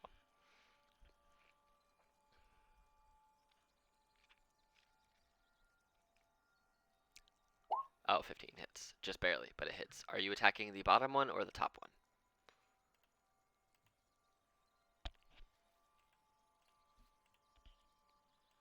Which one of these 2 guys are you hitting, Oliver?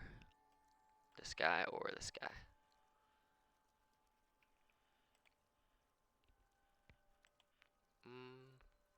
Well, roll your damage, and then you're probably going to kill one of them.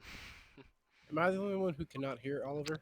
I could not hear him either, but you rolled 9 damage, so whichever one of these guys you hit, you killed. I just need to know which one of these guys you hit. Can you still not hear me? Oh, I can hear you now. Yeah. There we go.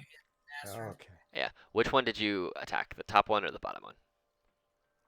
Took a swing at me. I think it was the bottom one. Okay, cool. So I like to play with cleave rules, and so cleave rules are basically, if there are enemies within 5 feet of each other, if you do melee damage to them, and it's more damage than what HP they have, the remaining damage carries over to the next guy. So with 9 damage, you cleaved through this bottom guy and swung the dead stick, and the way that you caught it, you put it through the neck of the lower goblin, carried it right the way through this other goblin. So you actually cleaved through both of them because they had a total of 9 HP left. So you cleaved both of them with your family. That used to be a feat. Oh, yeah, it's just an optional variant DM rule. So That's fine. I like to use it because Especially for crits when you like do a shit ton of damage on a guy that has like 5 HP, it just feels wasted. So I like to make it feel Well, yeah. better. So they Yeah. back in second and third edition, there's a feat where you got a free attack. Well, you have your movement. You can move if you want to, or you can stay there. Since you are bringing people to your family. I'm gonna go. To them all. I think I'm gonna shoot my crossbow at this guy up here. So you've on already the- taken your attack, so you don't have any more attacks this round. I can only move. Yeah, you can only move. Unless you have a bonus action, which you don't, I think, as a fighter have any yet. But at level 2, you'll get an ability called Action Surge, which means you can basically give yourself another attack once per short rest, or you can give yourself another action. So, but as you guys level up, we'll talk about which new abilities and stuff are. That way you know what they are. So, you have 30 feet How of do I movement. figure out Go wherever you want. feet? How do I do that measuring thing again? So, if you look at your toolbar on the left, there's a circle with like a little ruler thingy coming out the corner of it. If you click on that and click on snap to center, you can basically just click your arrow and drag it around. It's supposed to be the ruler, but it looks like a circle with a line coming out of it. And yep, there you go. Oh, I see that. Yep, and so you have, Right to that sucker right there. cool, sprint on over. So you take your token all the way down to the goblin, and then Golos, it's your turn. So yeah, put yourself wherever you want to be down by that goblin. Trying to figure it There you out. go. Oh yeah, you gotta go back up and click the arrow and select move. But yeah. Oh, don't be. Golos, it is your turn. So, question real quick. For Reaper mechanics, Uh-huh. is there a range on who I can aim at, or can I aim at him and then like another one? I think Reaper specifically says the range, and I think they have to be within 5 feet of each other, if I recall. Got it. Okay. You also don't have inspiration. Why'd you? Oh, you do. Never mind. That's the D6 inspiration, not the other one. My bad. Ignore that. Keep going. So Oh yeah. So if you can target 2 creatures within 5 feet of each other. Yep. So that's what it says. okay, so I will move there. Okay. So I'll move here for my movement, and then I will do Toll the Dead again. On both these guys. Yeah, on these two. All right, and they have taken no damage so far. So, because I know you are gonna. They both fail. Fuck yes. You could kill them. Fuck them up. Oh, that's so disappointing. Oh wow, that is real disappointing. Screw douche on that one. You dropped the ball pretty hard. But they both look pretty hurt after 1 damage, but they're not dead.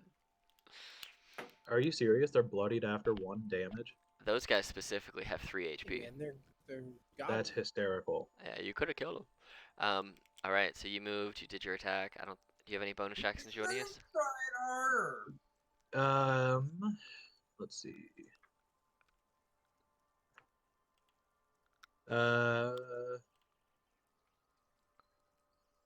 Looking around, do any of my comrades look injured? Yeah, Oliver looks like he's taken some damage. Somebody's still getting around okay? Yeah, he's not at half or anything, but he took some damage. You saw him take a hit, so. I'm gonna save that then. Okay. No, I'm good for now. Okay, Neo, it is your turn. What are you gonna do? Alright. So that arrow that's in the post behind me, Mm-hmm. can I inspect that to see how it was made? Yeah, What did they? You can tell by taking a quick look at it. It just looks like a rudimentary arrow that someone basically took a stick, fashioned a arrowhead into it, and strapped some goose feathers to the back of it. It's not a very well-made arrow, but it's an arrow. Okay, so it's okay. I guess we're all sharing video now. Oh, alright. Anyways, Oh, that's what I see on Discord. So oh, that's weird.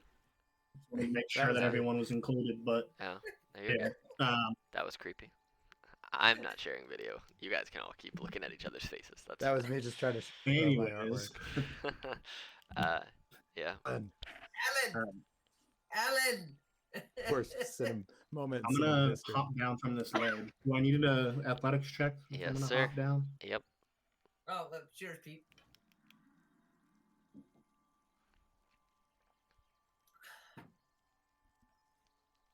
Yeah, you would, Kellen. All right. Alright. So athletics You check want- for me, or you can use Yeah. or you can use 10 feet of movement, whichever you want. I'll do the athletics. Okay. Where is it? Should be the Can't very find second one. You're down. No problem. it. I backflip off of this thing, Wah. Mhm. and then do that like one move where like your leg is like like out to the side, like you're doing that one stretch for your hamstring thingy. Yeah. Looking super badass. Anyways, so Warm up style. yeah, going to look at this dude on top of this platform in the center. Okay. This isn't actually a guy here. Just so you know, this was just a token I was using to. Actually, let me see. Oh, If I do this, can you guys still see the aura around him? Is it still there? Or is the No. aura gone? Okay. no. Yeah. So basically, You that's just can a put it back if you need yeah. it. That's just a thing to negate to put the aura up. That's it. Well, I So mean, that was only for a minute, so that should be gone by now since it's been around, right? nope. Yeah, A it's round not is a only second. a round is only 6 seconds, so it's 10 Oh, rounds. 6 seconds. That's Yeah, right. So Okay. it's 10 rounds. I mean, you can drop it, I think, if you want, but I mean, it's on I there. mean, They all know. do any of them They still all, have disadvantage? no, they all know at this point. I'll just make it go away. It's Yeah, fine. so then we can get rid of it. Yep, cool. So there you go. But yeah, so you won't be confused by a guy. See ya. But yeah, the first enemy, the first goblin. Okay. So the one farthest away from this cauldron Mhm.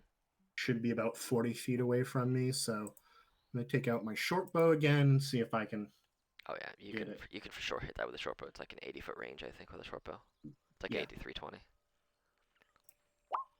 That hits, and as you unleash, Golas, you see this arrow just come over your shoulder and just arc perfectly, and it's right into the upper back of this goblin, and it is dead. So, Well, that sucks for him.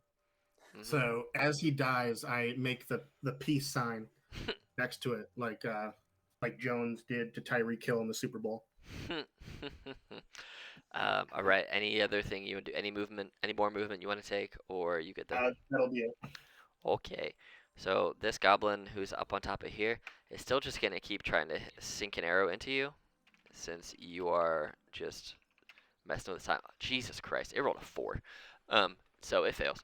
Raul, it is your turn. So dash lets you move 60 feet, right? It does. If you use your movement, you can move 30, and then your action to dash, you can run an additional 30 feet. Up to that, you don't have to Okay. take it all, but you can, obviously. So. Raul is gonna dash this guy's brains out. Okay, dash and gore him with your horns.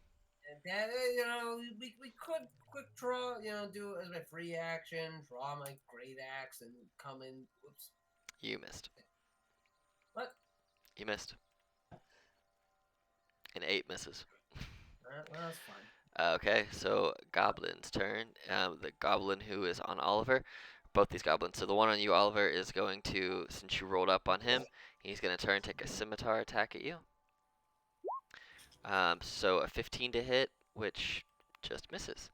And then he is going to use his bonus action to disengage, meaning he can run from you and you don't have the opportunity to hit him. 15. So he's not going to run too far. He's just going to run this way. And this other goblin, they're basically switching positions, and this goblin's going to run in and try and hit you with a scimitar. TV timeout. If the goblin ran out of his engagement zone, when that It's not. He used disengage as a bonus action and doesn't have any attack of opportunity. So this one swung his scimitar at you for 19 to hit you for 5 damage. So you take 5 damage. And he's going to stay in your face. And basically the goblins switch positions to try and get advantage, which seemed to have worked for them. Kaishar, it is your turn. Okay. Okay, it's my turn. I'm gonna move in. I don't know. How about to yay? About right here. 'Kay. All that good.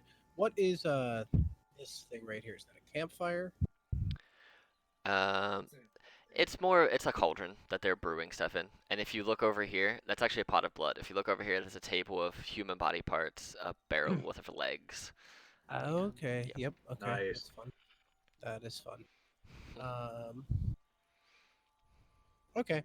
I'm just gonna straight up, the old standby. I'm gonna Eldritch Blast. fucking Eldritch Blast. All right, which one? Yes. Sorry. 18. I Which may have one just were you? rolled twice. It's fine. You hit him on the first one. Which one were you shooting? The one by Ty. Okay, that one right there. So this one. Yep. That's Go ahead and click on Eldritch Blast and roll your damage. Unless you roll Okay. a 1, he will die. So click on the actual word Eldritch Blast, the Sorry. pink word. Click So- on the word. hmm Boom. 1. Okay, so he doesn't actually die. Motherfucker. He's still alive, Fine, the body will barely. be He is mine. alive with 1 HP. Womp womp. Between 2 attacks, you took off 2 damage. Okay, it's this goblin boss's turn. He sees what's going on. Let's see how close he can actually be. What is it, 30 feet? So he's going to go ahead and jump down and then try and run as close as he can possibly get to the thing that just came charging in. So he can get to about where that goblin is. So he's going to go here. And he is going to throw a javelin, which that might be right on the cusp of a javelin's range. It is, so it's just a straight javelin attack against the Minotaur, and it misses. So he jumps down, whips a javelin towards you, and it just goes right overhead and misses.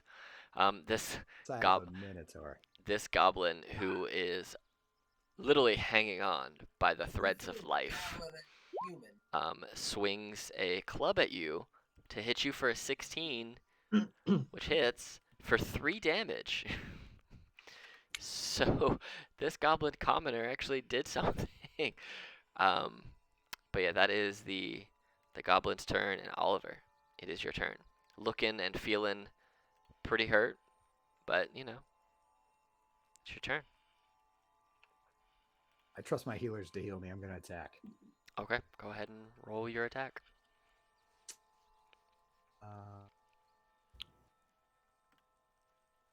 Bonus action from inspiration. So you don't need so the inspiration just gives you an additional roll of a 1d6 on top of an attack roll, a saving throw, and ability check. So if you roll an attack and you are less than what it takes to hit him, you can just roll the d6 one time, and you can just add that to the attack roll if you want to. So it doesn't cost anything to spend it; you just have it to spend. Okay. Long sword here. All right. An 8 will miss, and I will tell you that even a 6 will not give you the hit against the goblin. His AC is too high. A 14 will not hit him. How do I know what I need to hit? You don't. You can figure it out by basically. So the more that you hit something, you'll figure out what its AC is. Either I'll just tell you if you hit it and say that's its AC, or you're real close, or whatever. Or if you just miss, it just means you're not high enough yet. So there's no real way to figure out the AC of an enemy short of hitting it. It's probably a 12 or a 13. I will tell you it's not. I will tell you specifically it's 15. Okay. So, like this goblin you're attacking, it's 15, which is why a d6, even if you roll a 6, wouldn't work. I don't want you to waste it. So, because it's impossible with a 6. So, it is. You still have movement and whatnot for your turn. You're looking pretty bloodied, pretty hurt. If you do run, he might try and attack you. He might run. You don't know. It's up to you to choose. What do you want to do? You want to stay? You want to run?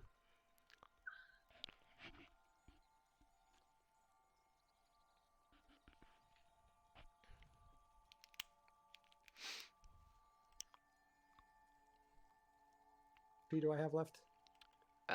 You have your full movement. You haven't moved yet. Yeah. So. Hello? You're here. Yeah, you have your full 30 feet of movement. You haven't moved on this turn yet. Yeah, you do provoke an attack. How do I have? You might not provoke it. It depends. But you have a full 30 feet of movement to go in whatever direction you want to go. If you want to move, you don't have to. In case you can't hear me, how much HP do I have? Oh, 4. So you can actually, so you should also, I'm tracking it this session, but I probably won't going forward. So if you're on your D&D sheet, you can see your HP and you can put in the numbers up and down, but you have a total of 4 HP. And everybody actually, oh, Mine's right. this is why. This is why you can't see each other's where's- HP. Now you can. Healer. Now you Oh, can. fancy. Yeah, now you can see each other's HP. Oliver looks pretty fucked. Yeah, he's pretty hurt. Yeah. I got Even one with cure healing light. spells. Bam. Okay, cool. So, you moved. I'm gonna roll a d20 and see if he is going to attack you or if he is going to try and focus his attention on Raul. If it's 1 to 10, he will take an attack of opportunity at you. If it is 11 or above, he will not. He will not. He will turn his attention to Raul and look his direction as you manage to flee without provoking an attack of opportunity. For fuck's sakes. Golos, it is your turn. Does spellcasting provoke attacks still? No. Unless there's... Really? Yeah, spellcasting doesn't provoke attacks. No. Wow. You can be counterspelled at any time if they have counterspell. You don't have to prepare that or anything. It's just a reaction. But you're not there yet, so when you get there, we'll talk about that more. But yeah, it's the only time that spellcasting can provoke an attack. I think there's a feat called Mage Slayer that might do it, but I don't remember. I'd have to go and look that up. But yeah, regular spellcasting does not provoke an Way attack of back opportunity. when you should have broke attack of opportunity, and any damage you take, you pass a concentration test. in Nope. order to keep Well, it yeah, from whenever you breaking. take damage, you still have to pass a con check if you have a concentration spell in effect. So, but Okay. Golos, it is your turn. Okay, that's interesting. Sacred Flame Okay. on who? Let me see. Oh shit! It's not a cone. Never Nope, mind. It is a single. misread that. It is a single dexterity save on a single target. This dude's an enemy, right? Yes, he Yes. is. He's the big thick boy that jumped off the edge up there. Nice. Love him thick. So, I'll do Toll the Dead on these two. On the two guys right there. Okay.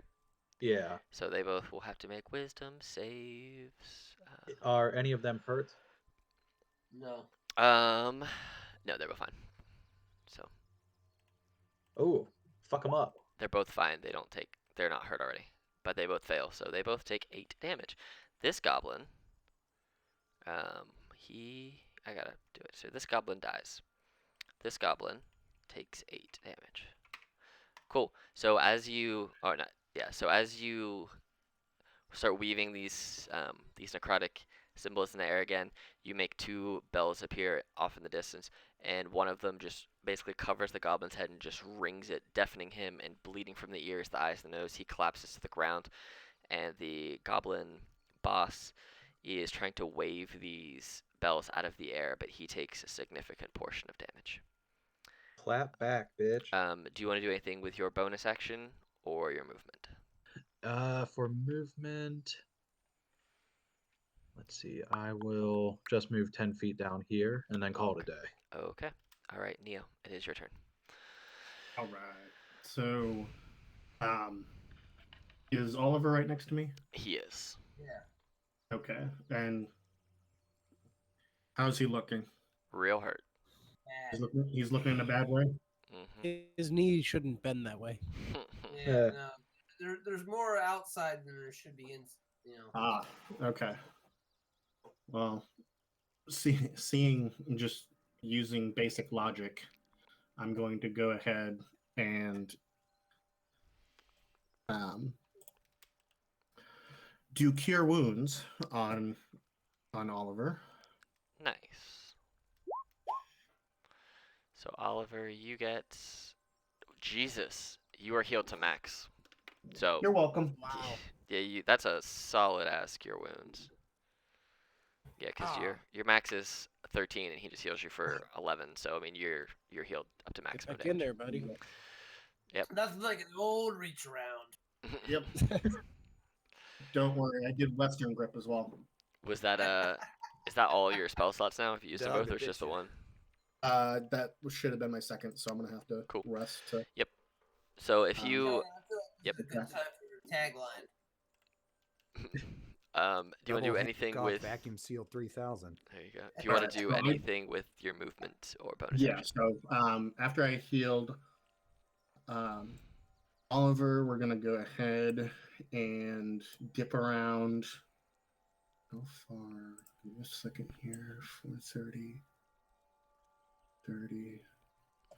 Okay, we'll hop around. No. Hop around here, just in a movement, because I'm gonna try and flank these dudes, Okay, cool. and then that'll be it. All right, so this commoner seeing you run and him not being able to hit you, this one that's up here on this thing is actually going to aim their bow down at you, Pete, and just take a bow shot at you and see if he can't hit you with an arrow. Wow, this guy sucks at shooting arrows. He rolled a 9 total and misses, so he's just going to jump off the edge. He's going to roll an athletics check to see if he doesn't like fall on his face as he lands. And he does not. He lands on his feet and stands in front of you and pulls out a scimitar. And it looks like he's going to attack you next opportunity that he gets, which is not right now. But Raoul. All right. Is it still a free action and draw your weapon? So you can technically Yeah, I do just something? use it as part of the movement. But if you so say you attack with a great axe and then you want to pull out another weapon and switch them, that would be a bonus action or your movement to do it. But if you're just doing it for your first, then I don't care. No, yeah. All right, I'm gonna free action, draw my great axe, and I'm gonna split this motherfucker in twain. You miss with a Or 9. not. This guy is just like avoiding death at all cost. This motherfucker is like a prodigy. Blinded, isn't he? Isn't this an advantage? Yes, he is. Go ahead and attack again. This should be a 6. Ah, That hits him, I think. Let me double check here. Oh yeah, he dies. He had 15 HP.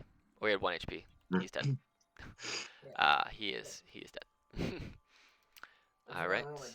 I did 7. No, you did 15 slashing damage. It showed up underneath your great axe, so you really split him in twain.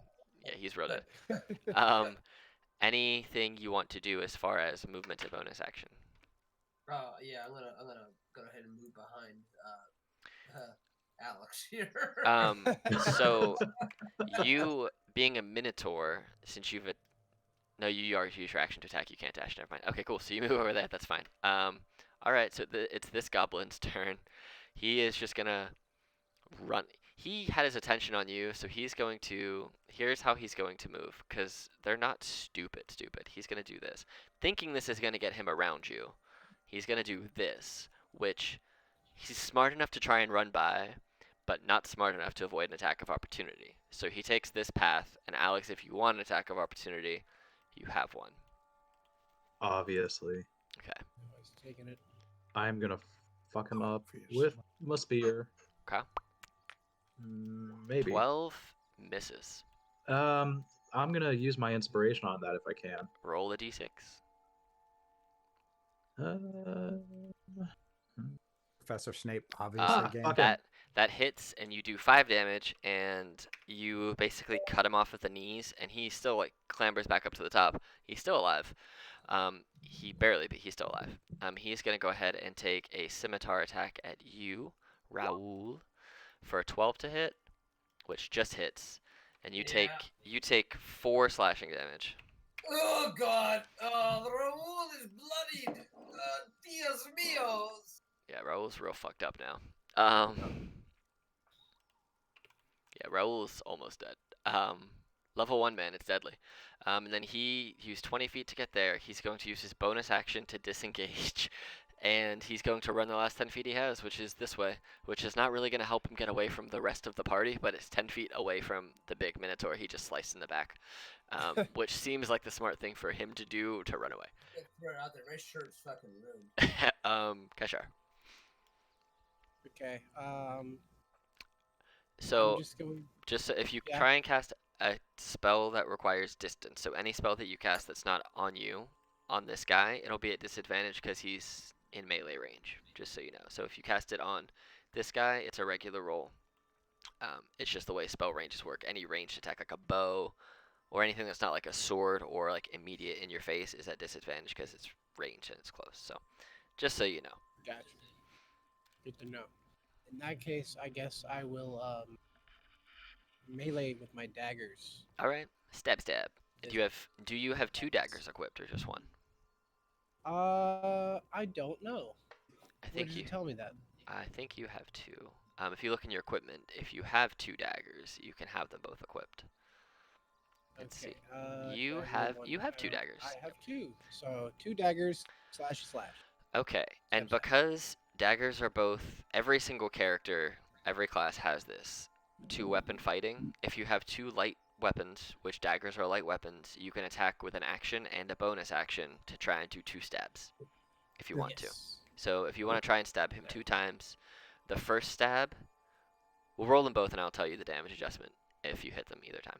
So go ahead, you can stab. Actually, if possible, I would like to try to stab this guy. And then is it possible to use my bonus action to throw a dagger at this guy? Sure. It's 2 weapon fighting still. I'll let you throw the dagger at him. Yeah, so roll your first attack on the first guy. All right. And that. Did I do that right? Yes, and then click on the dagger button. I think he got him. It depends. He could not get. No, he stabs him to death. He dies. So, 100%. So your offhand weapon, yeah, 5 damage kills him. So your offhand weapon, because it requires a feat, you do not. Once you hit him, if you hit him, you only do 1d4 damage. You don't get the +1 because of rules. So if you hit this guy, you'll do just the regular damage. You just subtract 1. So you can throw that dagger at him or run up and stab him. It is up to you. I think I'll run up and stab him. Okay. Run up and just repeat that attack. Try and do a stabby stab. Yeah. That misses. So, unfortunately. You run up and try and stab and you hit him in the leathers and it misses. Alright. Damn. This goblin boyo is going to he notices the flanking happening, but I'm gonna roll a d20 and we're gonna see if he's gonna go for the guy who's flanking or if he's gonna go for the dude who is hiding the Minotaur. So 1 to 10, he's gonna go for Neo. 11 to 20, Golos. Bring it, bitch. He's going to Golos. Oh.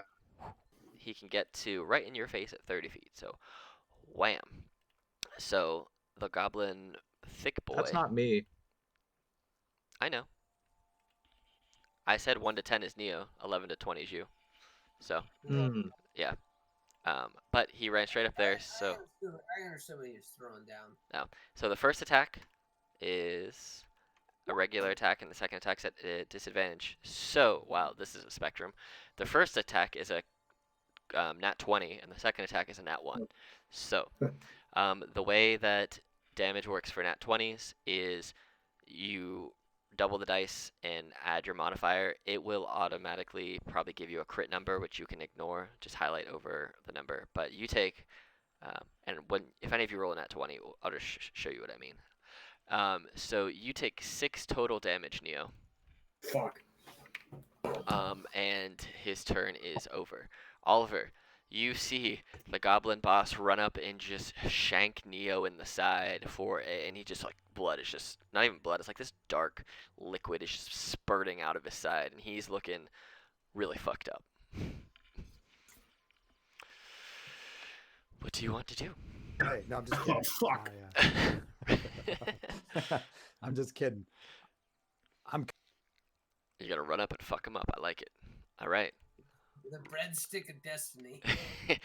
Go ahead and roll your attack with your longsword.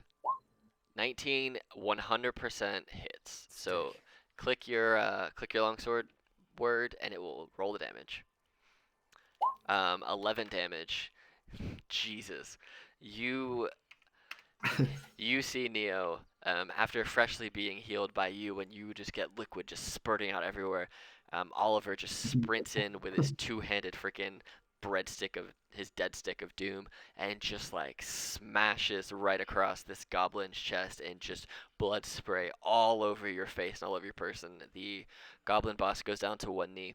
looks up and just says something to you in a language you don't understand and stands back up. He's not dead, but he is real close. That is your turn. Give your wounds, Neo. Golos. Okay, let's see.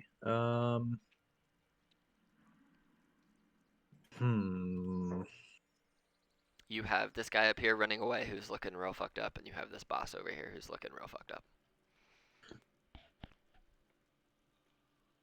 Yeah, I'm just trying to think of what I can do.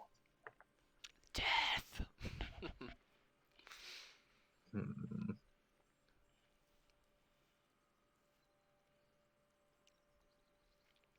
So, yeah, I am gonna toll the dead on the boss again. Okay. And if you hit him, if he fails, it's a d12 because he does have damage. So, just so you know. Nice, nice. Oh, he fails. Oh, he's fucked. Wow. Eat shit, nerd. Max damage, huh? Nice. So, as Neo, as you get shanked and Oliver comes over and slashes down on this goblin spits some, like, just very spittle-laced words. You both just see this giant necrotic bell appear over top of this goblin, and it's almost like an old lady ringing the bell for dinner. It just smashes him on the head, and you hear this ringing just echo out around, and you see this goblin's eyes kind of roll back and then explode in his skull, and blood starts to seep out of his eye sockets, his ears, and his mouth, and he falls to the ground dead at your feet. Gross. Right. Mob. Anything with your bonus action or movements, Golos? Let's see. So You have a really hurt Raul and a really hurt Neo. yeah, but you said this dude's running away. He is running away. I don't think you have any attacks that you can make as a bonus action, though. Let's see. No, but I do have healing word. You do have healing word. So he wouldn't necessarily be able to reach and attack Neo. So Nope. I will do healing word on Raul. Okay, go ahead and roll your healing word. Raul, you are healed for 6 HP. Okay. Neo, it is your turn. Well, I can still move. Oh, you can't still move. Wherever you want to move, you got 30 feet. I will move 5, 10, 15, 20, 25. Yeah, right there. Okay. Neo, it is your turn. Freshly shanked, goblin dead in front of you. You see the only other real enemy on this battlefield seems to be this goblin over here. Okay, and all right. Well, I'm looking in a bad way, so I'm gonna hop on over here on the other side of this hut thingy. And then I'm going to try and take out my short bow and attack this goblin because I'm looking in a bad way and I just want this to be over. Okay, go ahead and make a short bow attack on the goblin. Boom.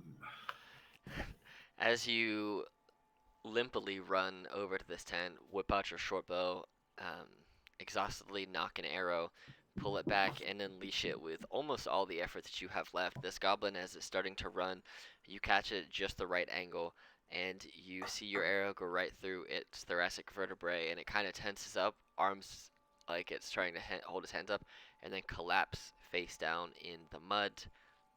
It does. It had exactly 2 HP with an AC of 15. So you just got him. And with that, the combat is complete. Yeah. Mm-hmm. I'm gonna run over here. Okay. And is that just blood? It's like blood and bone meal and meat, and it does not look fresh. I'm gonna go ahead and look for valuables and roll an investigation. Okay. I I close my eyes. Can I Oh, search okay. these tents for Okay. anything of value? Roll an investigation. Good call. Can I investigate the corpse of the goblin Go for lord? it. Go whatever you ahead call it? and roll an investigation. I So get. you roll. Would this be a survival check to see if I could Nice. use what's in the pot as like a poison Damn. You can roll. or medicine? Yeah, roll medicine. As far as the investigation on the body of the goblin boss, you. Oh, Well, he rolled a nat 20 on that. I'll give you your information here in a minute. You see that he is wearing a chain shirt and he has a shield. And he was also wielding a scimitar and a javelin. Um, Nothing of those would really fit you anyway because you're bigger than they are. You do see though that they have like 7 silver on their body. That's about it. And your medicine, you would imagine that if you could convince someone to drink this or you ingested it in some way, you might get sick. Not necessarily the effects of a poison, but it would not feel good on the insides. no goblin aids. I don't know. Are you gonna drink it and find out? No, I would just put it in a vial. You imagine that most of it's probably older human blood, since all the body parts around you seem to be human. So, but yeah, Oliver, you found 7 silver total. And the rest of you didn't really find. The rest of you who were investigating didn't really see anything. You saw just like old weapons that are rusty and gross. You see like training dummies with blood on them, some bone cages, human body parts, and just wood and stone. About it. Well, Well, not finding anything. Raul is gonna grab a torch and chuck it on one of these towers here. Okay. This place in the ground. All right. So go ahead and roll an athletics to see how well you throw this torch. Go ahead and say I am going to succeed at this. Because Raul has had a string of bad luck. That's 17! So you see Raul pick up torch after torch, at least these 3. Huck a couple torches up at this one, and another torch over here, another torch over here. And you see it doesn't immediately catch, but the wood does start to catch a blaze. It's not roaring or anything yet, but it is slowly catching fire. And you imagine that with the wood that's kind of split in between here, it's definitely going to burn the 2 towers down, and then it will probably spread to here. And you can set the rest of the camp on fire if you so choose. Can I use sacred flame and cremate the bodies over here? Yeah, you can do that. I'll let you do that. Dope. Raul wonders why you're showing reverence for the dead. Raul doesn't need to worry about that just yet. Raul has a question. Raul would like answer. Surely Raul is not alone for understanding reverence for goblin dead. No, it was the human. Yeah, they were the human bodies that he's using the radiance on.